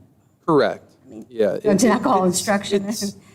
There are a variety of topics. Those aren't just drugs and alcohol, and aren't the only 2 topics that are. But aren't counselors seeing these kids if they're depressed and stuff? Absolutely. WICSI, SAP, SPHS. It's all the services that we're. I don't think our guidance counselors are really, never mind. Well, I think that they're busy doing a lot of things, and I don't necessarily know if they can devote the time and resources to kids who are in need. I don't know why we're arguing over providing a service to help kids. Nor do I think it's their job to provide those services. Right. We have a great people, and they come in to do these things because we have families and we have students in our district that are in need. And that's why we do this. And I can't tell you how many times there's 500 kids at that high school. How in the world would 2 guidance counselors and even 1 service group for 50 days be able to help all of them? I say the more people we get in there talking to these kids, getting to know the kids, building relationships with them, the better. So yeah, $18,000, sure, it's a lot, but totally worth it. And are you going to be able to measure it with how many kids didn't do drugs or how many people didn't do this? I don't think you're ever going to be able to measure that. But I think that it's helping whenever you talk to families and say, yeah, I see a difference in my kid. And I don't think there's going to be numbers that we're going to be able to see from this. But we all know there's a mental health crisis right now. We all know that. I will add, and I'll equate it to when you go into an emergency room. Okay, you go in an emergency room, and what do? They triage patients and what's going on. Some people, okay, quickly we can dress up that wound and get you out the door. Some people, you got some trauma going on. We need to send you back to this department. Some people, it's intensive care. Maybe we got to send you to another hospital because we can't even service you here. The model of mental health services in the school operates in the same fashion. So if we have students in need, and we do have a lot of students that have lots of needs, lots of students experiencing lots of trauma coming into our doors every single day. And whenever they come to our school counselors, it is their job to see them and greet them and assess where they're at. And if it's something we can handle, we handle it. But there are cases, there are many cases, given our caseloads and given our speciality here at any building, that our counselors need to refer to outside services because it's outside the realm of something that they can service right away, quickly, in the course of a normal school day. Is there any other discussion on this? I have a motion and a second. All those in favor? Aye. Opposed? No. Aye. And I'd also like to add that I think we should look into Sage's Army, if anybody's participated in one of their programs. Yeah. Very powerful. Yes. These are real-life experiences. Carmen Capozzi, who runs that, great person. I think our students could definitely benefit from that, and I believe that program would be free. And I would add, we often supplemented with programs like that, with programs like the reality tour, which talks about it brings a different light to certain things. But it's also a different commitment at the district level as well. Sure. I also believe, well, in Sage's Army too, like, not that they necessarily provide like what Mr. Khrushchev was stating, but they provide ways to seek that kind of stuff as well. Seek free counseling, seek free meetings with interventionists that's outside even the school district, so to say. So I'm definitely not opposed to having the St. Vincent service, but I think we need to go beyond that when it comes to high school. Because, I mean, because it's softer. I will say, coming from a high school student, I remember a number of years ago, whenever we were in middle school, we had Rachel's Challenge come in and give kind of like a real life talk about like something that happened that was so moving and powerful. And I remember after that program being presented, so many kids being so affected by it and being like we started the 4 Club after to start facilitating kindness throughout the middle school. And it was really like a very moving program. And I will say, like, I've known, like, St. Vincent's been prevalent throughout my education since I was in kindergarten, but there's only so much they can do. But having that firsthand experience, I think, is very, very meaningful, especially with older kids at a high school level. I think that's very. Rachel's Challenge is excellent. It is, yes. And I think it's free. Isn't it free? Mm-hmm. I think it's free. Yes, so something I think along those lines that is a firsthand, very powerful, I think especially the older kids will definitely benefit from. Thanks for sharing that, Faith. Thank you. Thank you, Faith. Okay, item number 4, student representatives. I make a motion to appoint Faith Tarr and Nolan Blaze as student representatives to the Board of School Directors for the 23-24 school year. I need a second. Second? Discussion? All those in favor? Aye. Opposed? Congratulations. Welcome to the chaos. Welcome along. Okay, item number 5, I make a motion to approve the dual enrollment agreement with University of Pittsburgh at Greensburg. I need a second. Second. Discussion? Is there any charge for tuition for these kids to go there? Yes, it's a discounted tuition rate. I want to say for a 3-credit course, it would cost somewhere around $210, $215. Very similar to the current program. Do they leave school here to go there? No, They go, happens in our building. okay. You have a room that they, Yeah, that's what Dr. Claire talked about. We're revamping it, we're building it this year, it'll be implemented next year. okay, and it's basically for career pathways, right? It's for an education career pathway. Yeah, For education. Correct. Majors. yes. Is there any other discussion? All those in favor? Aye. Opposed? Okay, item number 6. I make a motion to approve the targeted school improvement plan for the Southmoreland High School for the 23-24 school year. Any discussion? I have about 15 questions. First of all, I'm surprised to see this because if our high school is recognized worldwide or something for its, I don't know why we're doing it. But this is my first question. That was so condescending. What? That was very condescending. Because Dr. Boone literally sat there and told you the differences on why the high school won that particular award No, to but I mean, what why we're do we doing need- improvements on. why do we need a So school that's nasty. What's nasty about it? I'm giving them So credit for first, being better. before we get to the questions, I'm going to ask Dr. Boone to please explain this. And I'd like to make a statement that this is based on the 21-22 school year. Sure.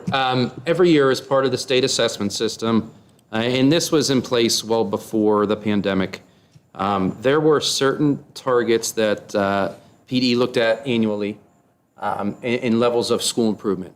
The most intensive level is comprehensive school improvement, and that was reserved for schools in the lowest 5% across the state in performance categories. The next level is additional targeted school improvement. That's another layer. And what that is, it's in both of those levels, you had to create a school improvement plan. You needed to have facilitators that come in and work with you at the state level, at the IU level to help you develop and craft that plan. There were certain monitoring things that happened throughout it. I happen to serve with Pittsburgh Public Schools as a school improvement facilitator with comprehensive school improvement, the most intensive level in my experience. I also had experience working at the next level with ATSI schools with, I want to say it's 5 different schools throughout the county that were identified as ATSI schools for various reasons. And as you go down the pathway, they look more and more specifically at components of your educational programming. For instance, they look at not only your overall school performance, how your students do in a proficiency category, but how groups of students do in a category. Groups of students such as your lower socioeconomic students, students with IEPs, and so forth. They look at subgroups to see how those groups do. This third level, TSI, Targeted School Improvement, is the least intensive of all of them. And this is something that a school board needs to approve a plan and just send it off to PD. There's no PDE approval for the plan at Targeted School Improvement. This is a 1-year designation. The other designations are for more than 1 year throughout the testing cycle. So what the high school was designated for, one of the things, they look at your overall proficiency, and they look at your proficiency in certain student groups, and then if you fall below a range in one of those certain student groups, they then look at additional criteria. In our case, the reason we were identified were some deficiencies at the high school in terms of specifically mathematics. We all know how our Algebra 1 scores were as a whole. So if they were not great as a whole, if you look at subgroups, they were even worse. But having looked at those scores, they then looked at the 2 factors of attendance and career readiness. If our students weren't performing in either of those 2 categories, then we were put on this targeted school improvement list. So we were identified for both career readiness standards and attendance of students with IEPs. So you'll see that the focus of this plan is focused heavily on students with IEPs as well as our career readiness components and ways to improve attendance as a whole.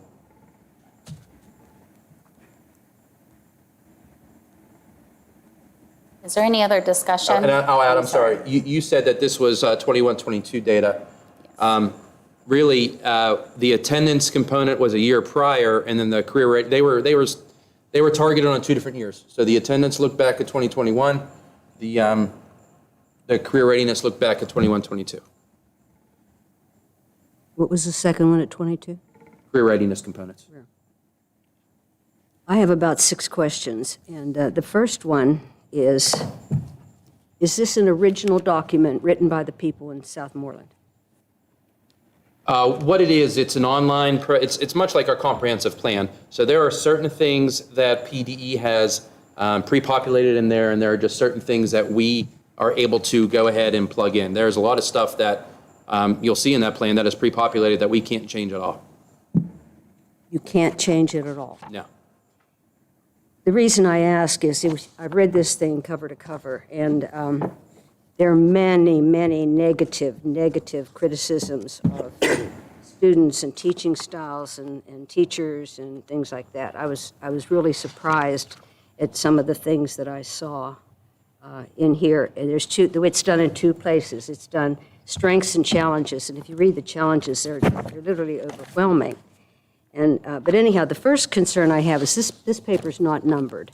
I don't know if it's 12 pages or 24 pages, so it's kind of hard for me to refer to certain things. But this is based on something called UDL. Yes. You want to talk about that? UDL, I know if Ms. Kuhar were up here, she would she would tee off on this one.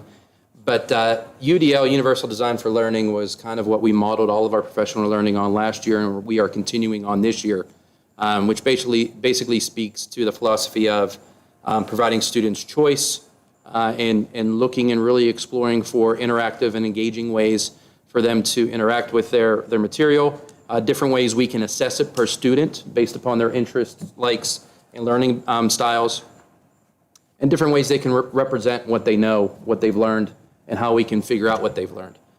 So basically in a nutshell, UDL is basically saying that there's not one way that every kid learns uniformly. Education is individualized, and we need to really explore ways to individualize how we teach and how we assess. I'm going to go to my last question first then. How do you measure the outcome of this plan? Well, we don't necessarily measure the outcome of it. What will happen is at the end of the year, the state will look at everybody's scores and everybody's data again, and either you improved in those areas and you're not a TSI school anymore, or you didn't improve and we have to submit another plan. We don't, I mean, we certainly can, but I'll tell you that regardless of what we do here, the state will do another analysis. They do an analysis every year, and you'll see another round of schools get identified for TSI schools. Probably come December, January, February. So the primary purpose of this program is to increase learning scores and increase learning too, right? I would say the primary reason behind this plan is it identifies areas for targeted improvement in your schools. Mm-hmm. The state has identified our subgroup of students with IEPs at the high school as an area we really need to take a look at. Do they think it's a comprehensive issue? No, or otherwise we'd be a CSI school, and that has different things to it. Do they think it's even at a tier 2 level with ATSI? No. It's basically a warning like, listen, hey, if you guys don't take a look at this and make some changes, we don't want you to be surprised if you end up being on a more comprehensive list. Okay. Nowhere in this document, nowhere, and correct me if I'm wrong because I may have missed it, nowhere does it talk about time on task or increasing the times that students are exposed to direct instruction. That is not in here anywhere, is it? But the 2 reasons they were identified were attendance and career readiness. So really the plan needed to revolve around how do we get kids in school and how do we make sure they learn about career readiness? So this is not really an academic plan? Not necessarily. Oh, I thought it was an academic plan because it refers to that UDL all the time. Yeah. So I assumed that. We're using UDL as a way to better engage students because when you better engage students and give them choice, they are more likely to come to school. Do we have an attendance problem? Well, I mean, Did. I'll tell you that we got better last year, but you're going to find out that whenever the school Profile? the school profile comes out, the data they looked at to do our profile for this year was the year in which students were in school a day, out of school a day. You're going to find that there were some serious concerns with our attendance data that year. Didn't because that of apply to quarantine and everybody? stuff like Didn't that. every? Yeah, you're going to see a lot of schools have some issues with So that. everybody's going to have to do this if they've been identified for attendance. But you needed to have been identified for two of those components, attendance and career readiness were the two reasons. Just those If we just had an attendance issue, we never would have been on this list. If we just had a career readiness issue, we never would have been on this list. The fact that we had issues with both of those things, they said, ding, ding, ding, we got to make sure you take a look at that. And aren't our guidance counselors responsible for career readiness? So I'm sure it's going to take two of them to For the most part. get this For the most up part, to par. career readiness is a function of the counseling I'm department. glad we have two at the high school. Do we still have study halls at the high school?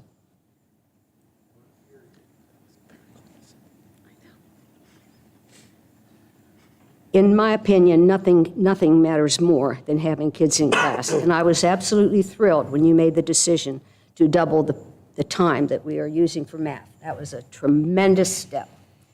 I have another question. In your high school, do you have a consistent grading system? In other This- words, the value. Are we, so we've made a motion, we've had a second, we're discussing this plan. So I should shut up. If you have a question about this plan. I do, I'm asking him this. That has nothing to do with this plan. Are you asking an attendance question or a career readiness question? Not academic. This is not academic. Okay, folks, this is not an academic plan, and I won't. We said that, correct? Am I wrong? This is, we have been I thought- identified for attendance. We're talking about how to engage students to get them into school, and we are talking about career readiness. If you want to talk about academics, this is not where to do that. But it's in here. It's about math. It's about science. It's all written here. That's why I'm talking about this. It's written in the plan, the words. I have them all circled. Go ahead. We'll sit here all night and make sure you have all of your questions answered. I will not discuss this plan. This apparently is not an educational concern. Thank you. Does anybody else have any questions on this plan?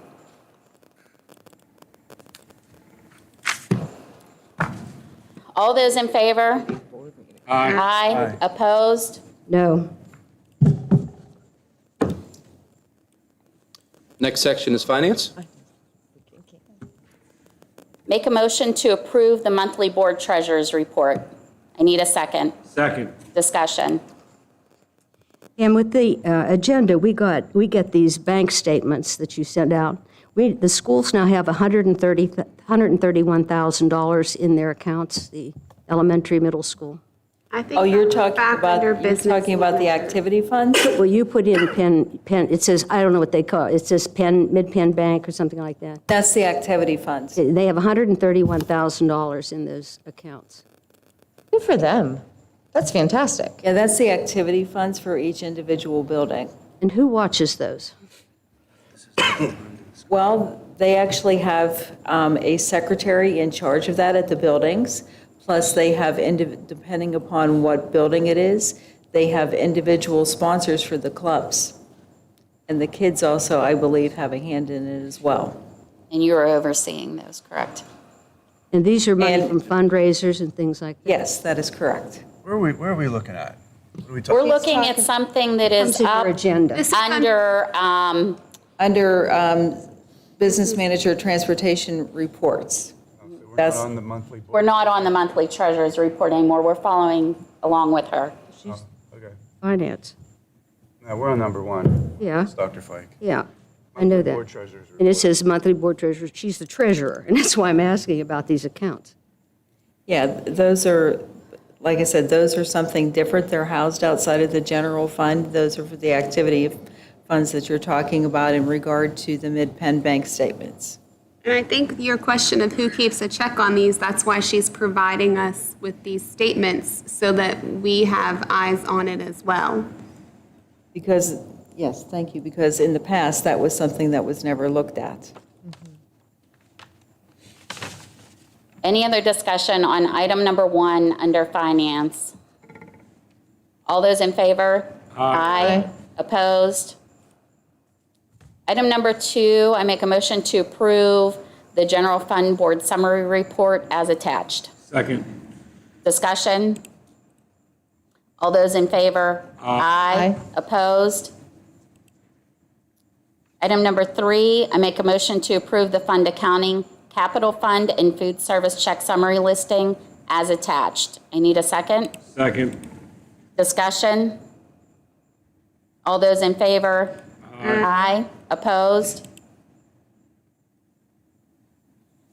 Item number 4, the board is asked to approve I make a motion to approve the advertising jointly as a member of the Westmoreland Intermediate Unit Joint Purchasing Consortiums for the purchase of supplies in the following categories: multi-purpose paper, unleaded gasoline, and diesel fuel. I need a second. Second. Discussion? On here it says, so for the consortium board can advertise for the 2024-2025 bid programs. Yeah, that's actually for next fiscal year. I thought I don't know, correct me if I'm wrong, did we not say we were gonna, or you were gonna do this every 6 months though? Do the bid every 6 months? We did the fuel every 6 months. Okay.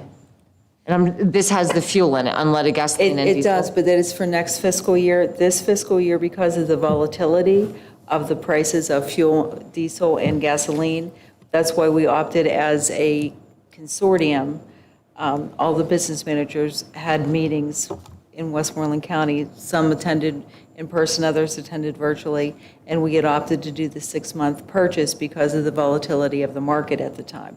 But this, right now, we're just basically saying that we're going to advertise jointly for the 24-25 Okay. fiscal year. Okay, thank you. Okay?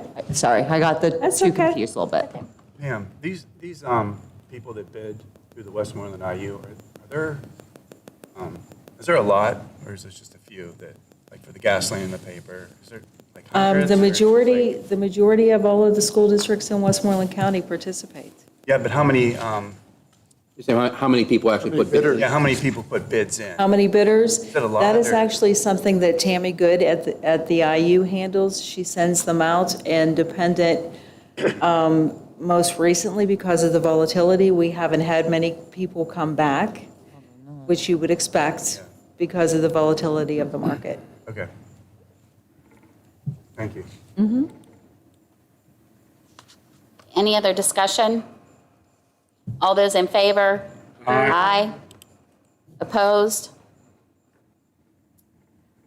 Okay, item number 5, I make a motion to approve Ms. Pamela Mondock, Business Manager, as the authorized representative to the WIU Joint Purchasing Consortium, and Ms. Shira Barnhart as alternate representative. Second. Discussion. All those in favor? Aye. Aye. Opposed? Next section is buildings, grounds, and security. Item number 1, I make a motion to approve the authorization of Westmoreland County juvenile probation officers to carry firearms in our schools and on school premises for the 23-24 school year. I need a second. Second. Discussion. I'd like to make an amendment. I'd like to amend the address. Oh, And when we do that, can we make sure that, because I'm assuming it comes that way from them, like they type it up and it comes that way. Can we make sure that they know the new address? The right one. 2351, Route 981.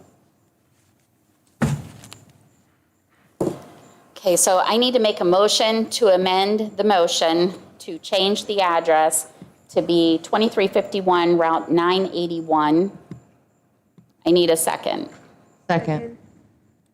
Discussion. All those in favor of amending the motion, aye. Aye. Opposed? And now I'd like to make a motion to approve the amended motion. Second. Discussion. All those in favor? Aye. Opposed?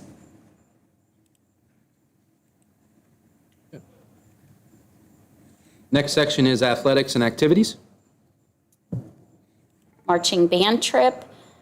I make a motion to approve the proposed marching band trip to Baltimore and Washington, D.C. from Friday, May 17th, 2024 to Sunday, May 19th, 2024.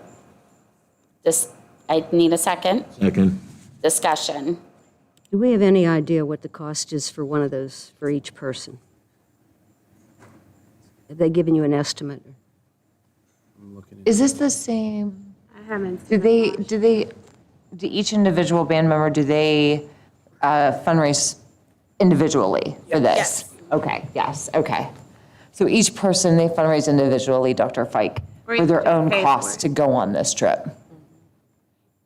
And that band member also has their choice. If they fundraise, they have enough credits, they can either pull from their accounts to help fund, or they can make payments themselves from their own personal account. That's good to know. I just wonder what the average cost was. I think it says total cost is to be determined. Last year it was around $400, I think, and they went. What did you say? How much is the average cost? Last year it was around $400, but it was a different trip, and it was only $400. one night. This year is 2 nights, so it could be more expensive. What happens if somebody wants to go and they can't afford anything or can't fundraise or anything like that? I don't have a whole lot of experience with situations like that, but I know we do have money with the band boosters that I'm sure they'd be glad to use to help any child that couldn't. I was concerned because some kids might not have enough. My kid can't afford to go. Is there any other discussion? It says fundraising opportunities in here. Yes. There's several, at least 2 per month fundraising opportunities. Golly. Any other discussion?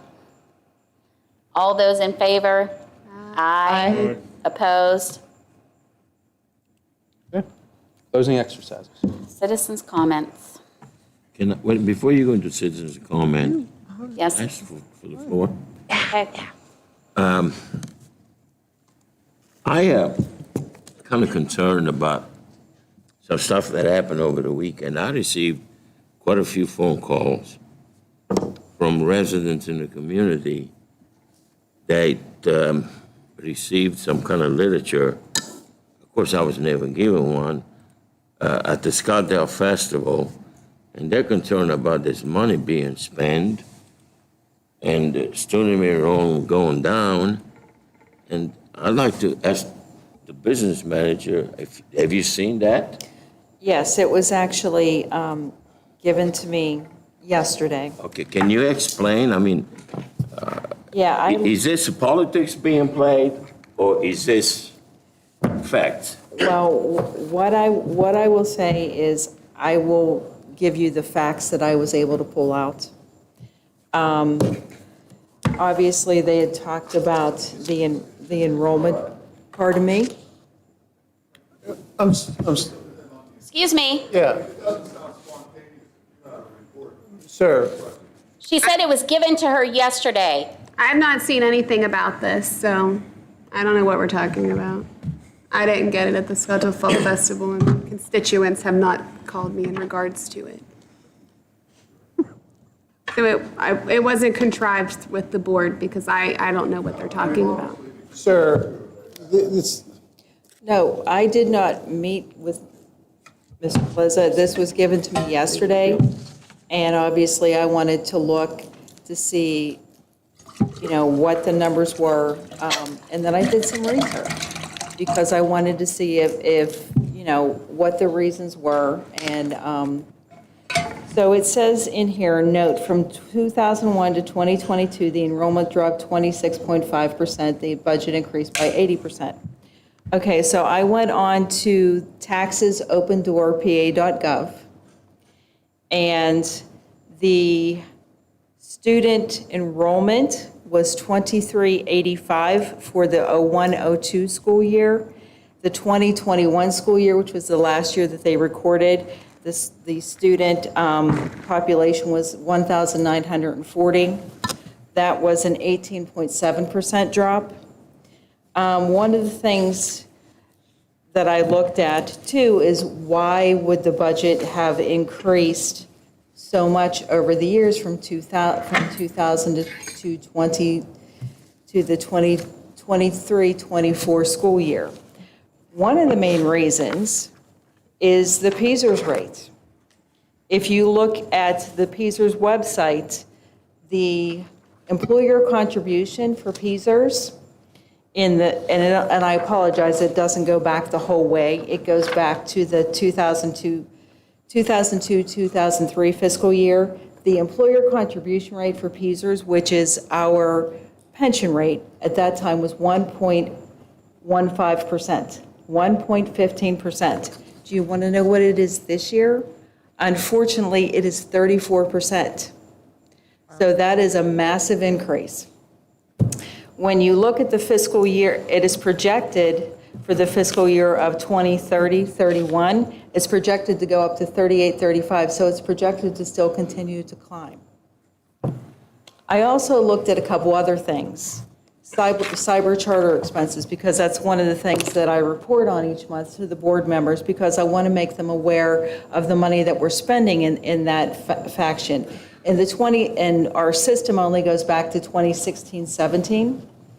So in 2016-17, we spent $732,573.30 for cyber charter. Last year, we spent $1,425,647.12. That isn't even the highest year that we ever spent. During COVID, which was the 2021 fiscal year, we spent $1,819,690.48. So unfortunately, that's also some massive increases that all school districts have incurred over the years. Then I talked to my payroll girl, and I'm like, hey, do you have the old contracts, old teachers' contracts? Because obviously that's our largest staff pool. So she said, yeah, I have them from the dawn of time. Actually, she had them from the 70s. It was rather interesting to look at all the rates back in those days. So I looked at this time period that was referenced. The beginning salary in the 2000-2001 school year for teachers, bachelor's one, was $30,388. It is now $44,761. The bachelor's 15 at the time was $55,052. Oh, I'm sorry, looked at the wrong line. It's $57,524. It's now $79,332.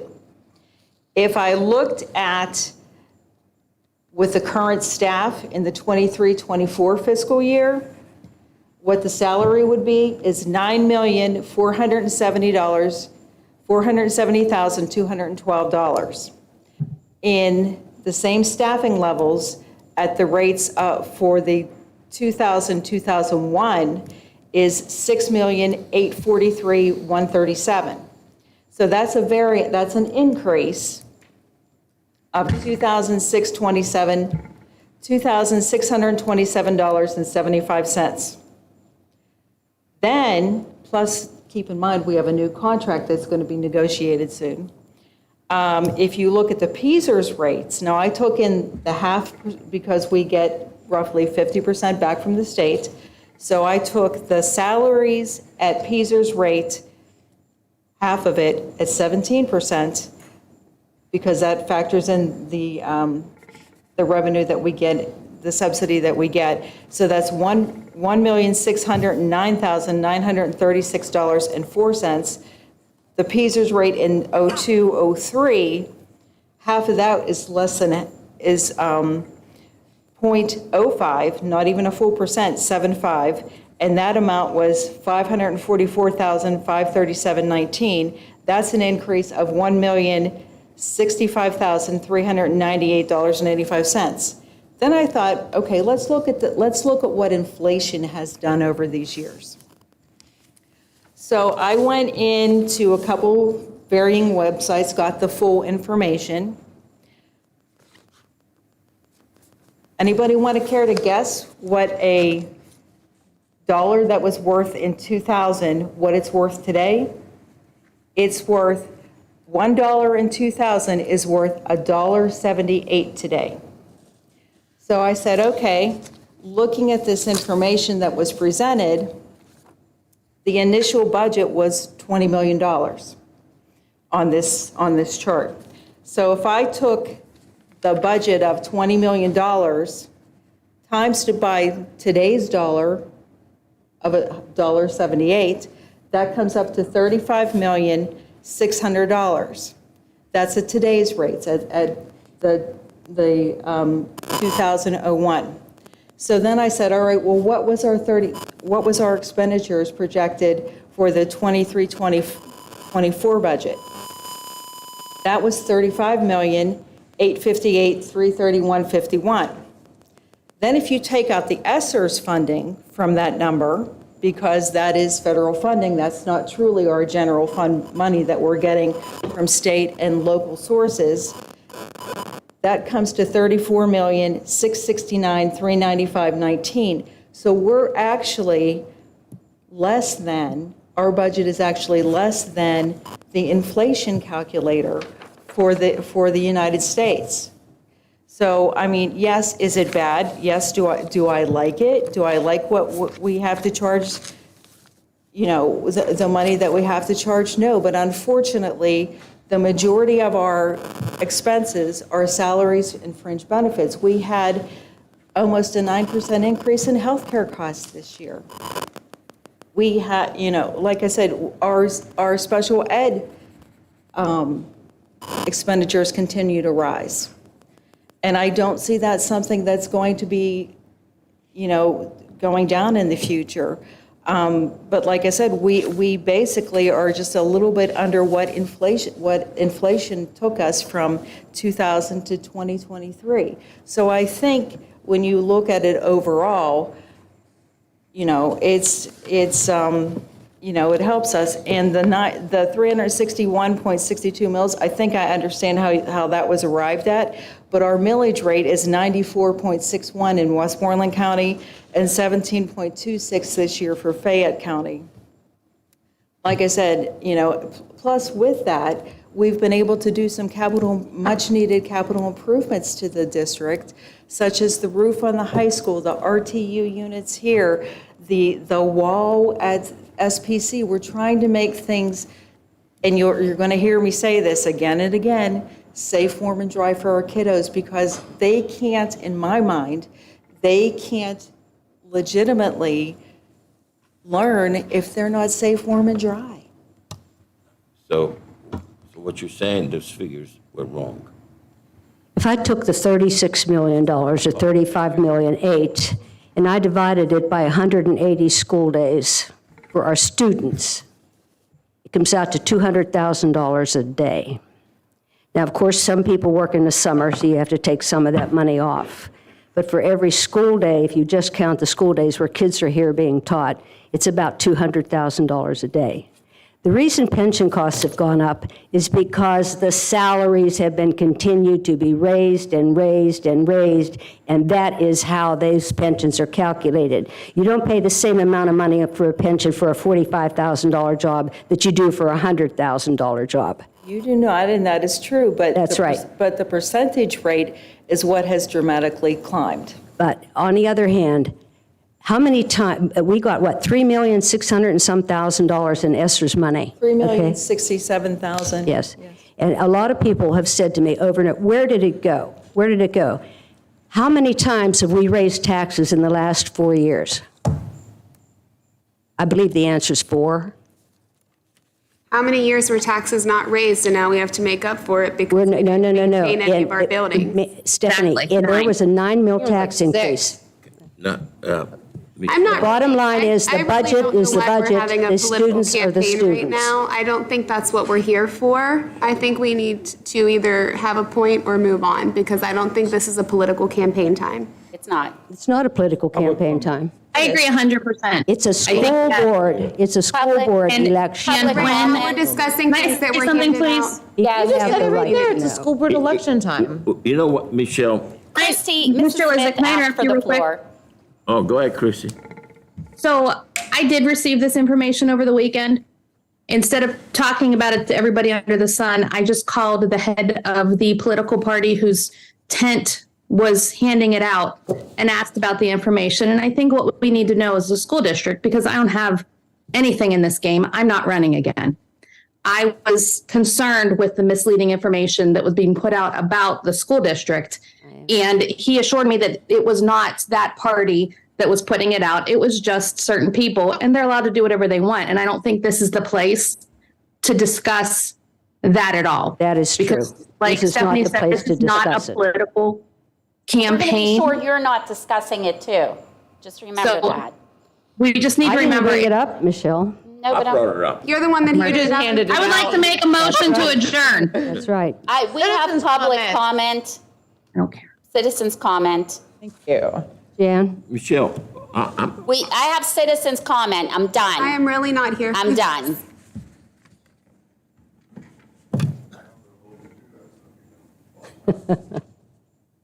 Start his timer, he's talking.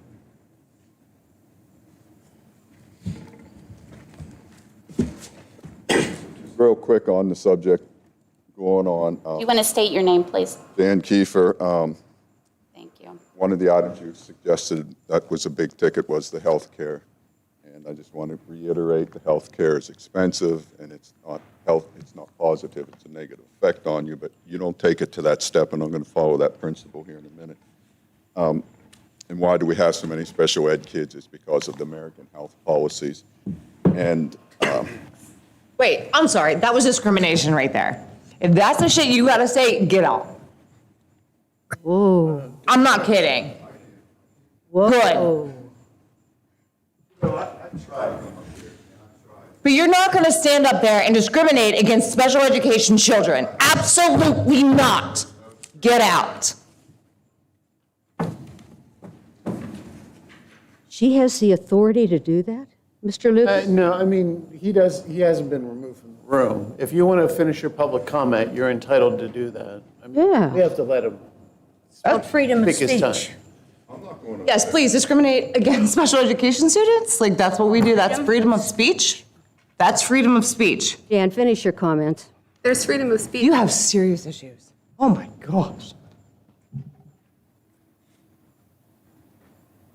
Sir, if you. I'm not sure when I open my mouth. Listen, if you want to make your public comments. I want her out and I'll finish my. No, no one's being removed from the room, but if you want to finish your No, public I was comments. gonna be removed. This is your opportunity. Yeah, because you were speaking out of turn and you were disrupting a public were meeting. talking. If you want to speak, your public comment time is now. All right. Start the clock again. I need time to compose myself too. So. Do you want to sit down? And is there any other public comment? Is there any other public comment? Go ahead. I'm not going to go through this every week, right? I mean, if this happens next month, what's going to happen? And this Mr. is the Kiefer, first are month. you the Sir. expert on how children end up in special education? Are you the expert on that? More expertise than you have. Oh, I don't think. Oh, God. You asked me that. Okay, that's fine. Is this on? Yes. You ready? Since January of 2023, only one person on the board is authorized to make a motion, and many people were mystified by that. To go through this. So I every finally asked the meeting. administration for the source of this advice or information, and the answer was, we get it from Norwin. A big bell went off when I read the headlines in the Tribune Review. Norwin board member sues superintendent and district over social media post, and further states that the Norwin school director has a case in Westmoreland County for fraud by 3 school board members related to the superintendent's evaluation, and a case in the U.S. District Court in Pittsburgh for violation of the constitutional right to free speech. I examined this more deeply, and I compared what was happening in Norwin, where we're getting this information, and what's happening in Southmoreland. Number one, the Norwin board member was censured as an individual. Southmoreland, the school board censured an individual. Number two, he claims he was denied free speech by the board. I courteously listened while you censured me. I want you to play the tape, and I want you to see how you treated me when I tried to speak. Number three, the fraudulent action by the board is this. 3 board members at Norwin are suing 3 other board members because they completed an evaluation, and he claims that they 3 claim that their evaluation data was not used. I recently completed an evaluation on the superintendent, and it is my understanding that my evaluation was thrown out. Number 4, he's looking for reputational harm from public condemnation and criticism. I have been called an angry old woman and told to go home by the board president. We're discussing. Look at the postings on Facebook by the public. Dr. Fike, if you're talking about things that occurred in executive session, I want to make sure. No, I'm quoting the newspaper. This is public information from the newspaper. But you're not quoting the That's all newspaper. I'm allowed to quote public information. But you're not. You're not allowed to talk about things that occurred in executive session. Oh, when she told me to go home. Yes. That's not Do protected. we want it? It is protected. That's not protected. And how are we Yes, it comparing is. against Norwin when their school board? My member- HIPAA rights were violated when I had to sit in a plastic cage for 4 months on the end of a stage because of a bunch of lies that were being believed. And I'll admit it, Mr. Lucas, this is the same legal firm that serves Norwin, serves us.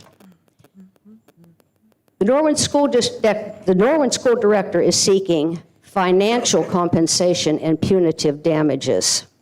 The days of school directors doing anything they want to anyone they want are over. Thank For the you. moment, Your time is up. Thank you. For the moment, we still have constitutional up. rights Is it- to Thank free you. speech in America. Make a motion to adjourn. Free So speech moved. in America. I'm sorry. Oh, you have Mr. one more. Kiefer, it's your Okay. turn. Sorry. You interrupted me and you used my time.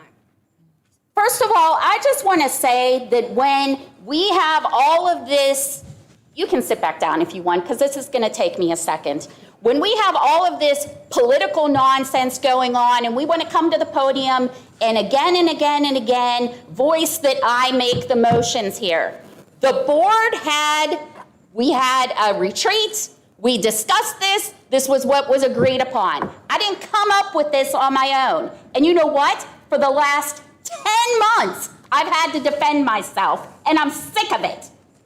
I'm sick of it. And there is absolutely nothing, 0, that violates parliamentary procedure, school code, any applicable state or federal law, or even good common sense with regard to the board president making motions.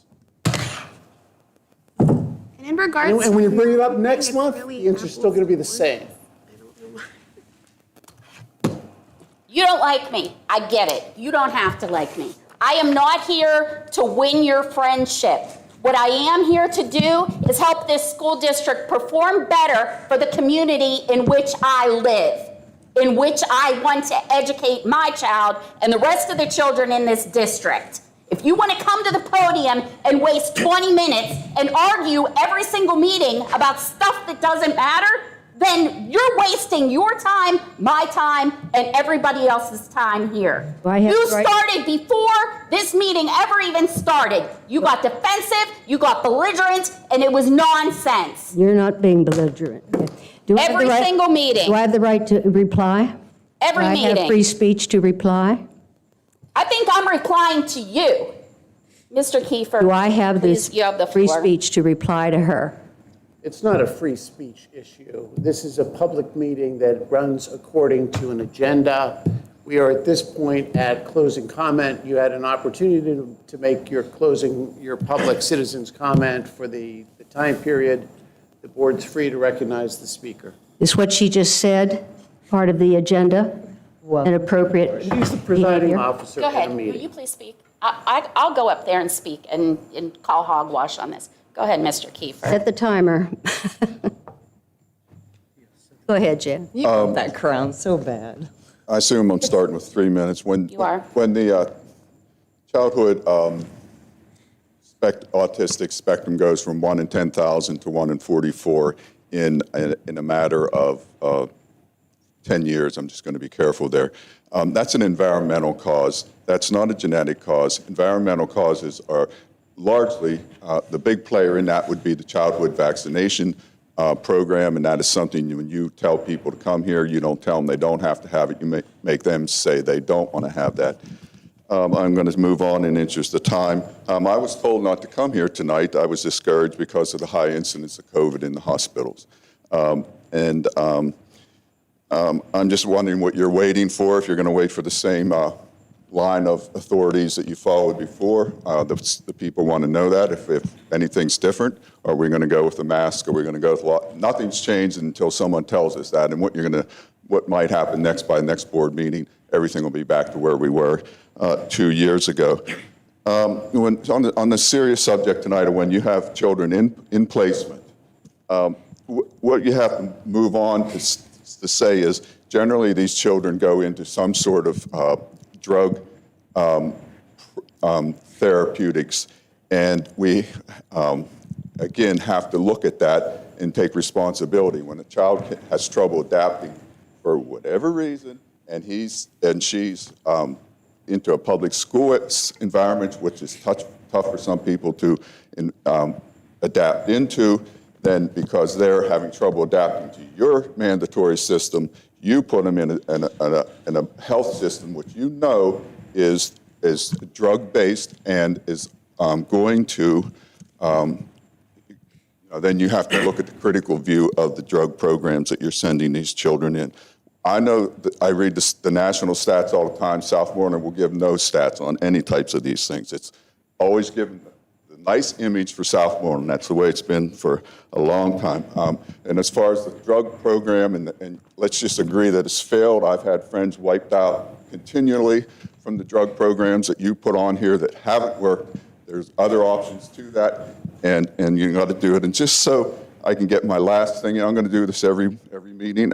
You're not teaching, you're indoctrinating. So you had a post where you had a 9/11 person come in and explain, give a little presentation. I'm sure that person was telling us how 19 guys with box cutters were flying around the skies for an hour before 2 planes took down 3 buildings. They took over, military trained pilots, and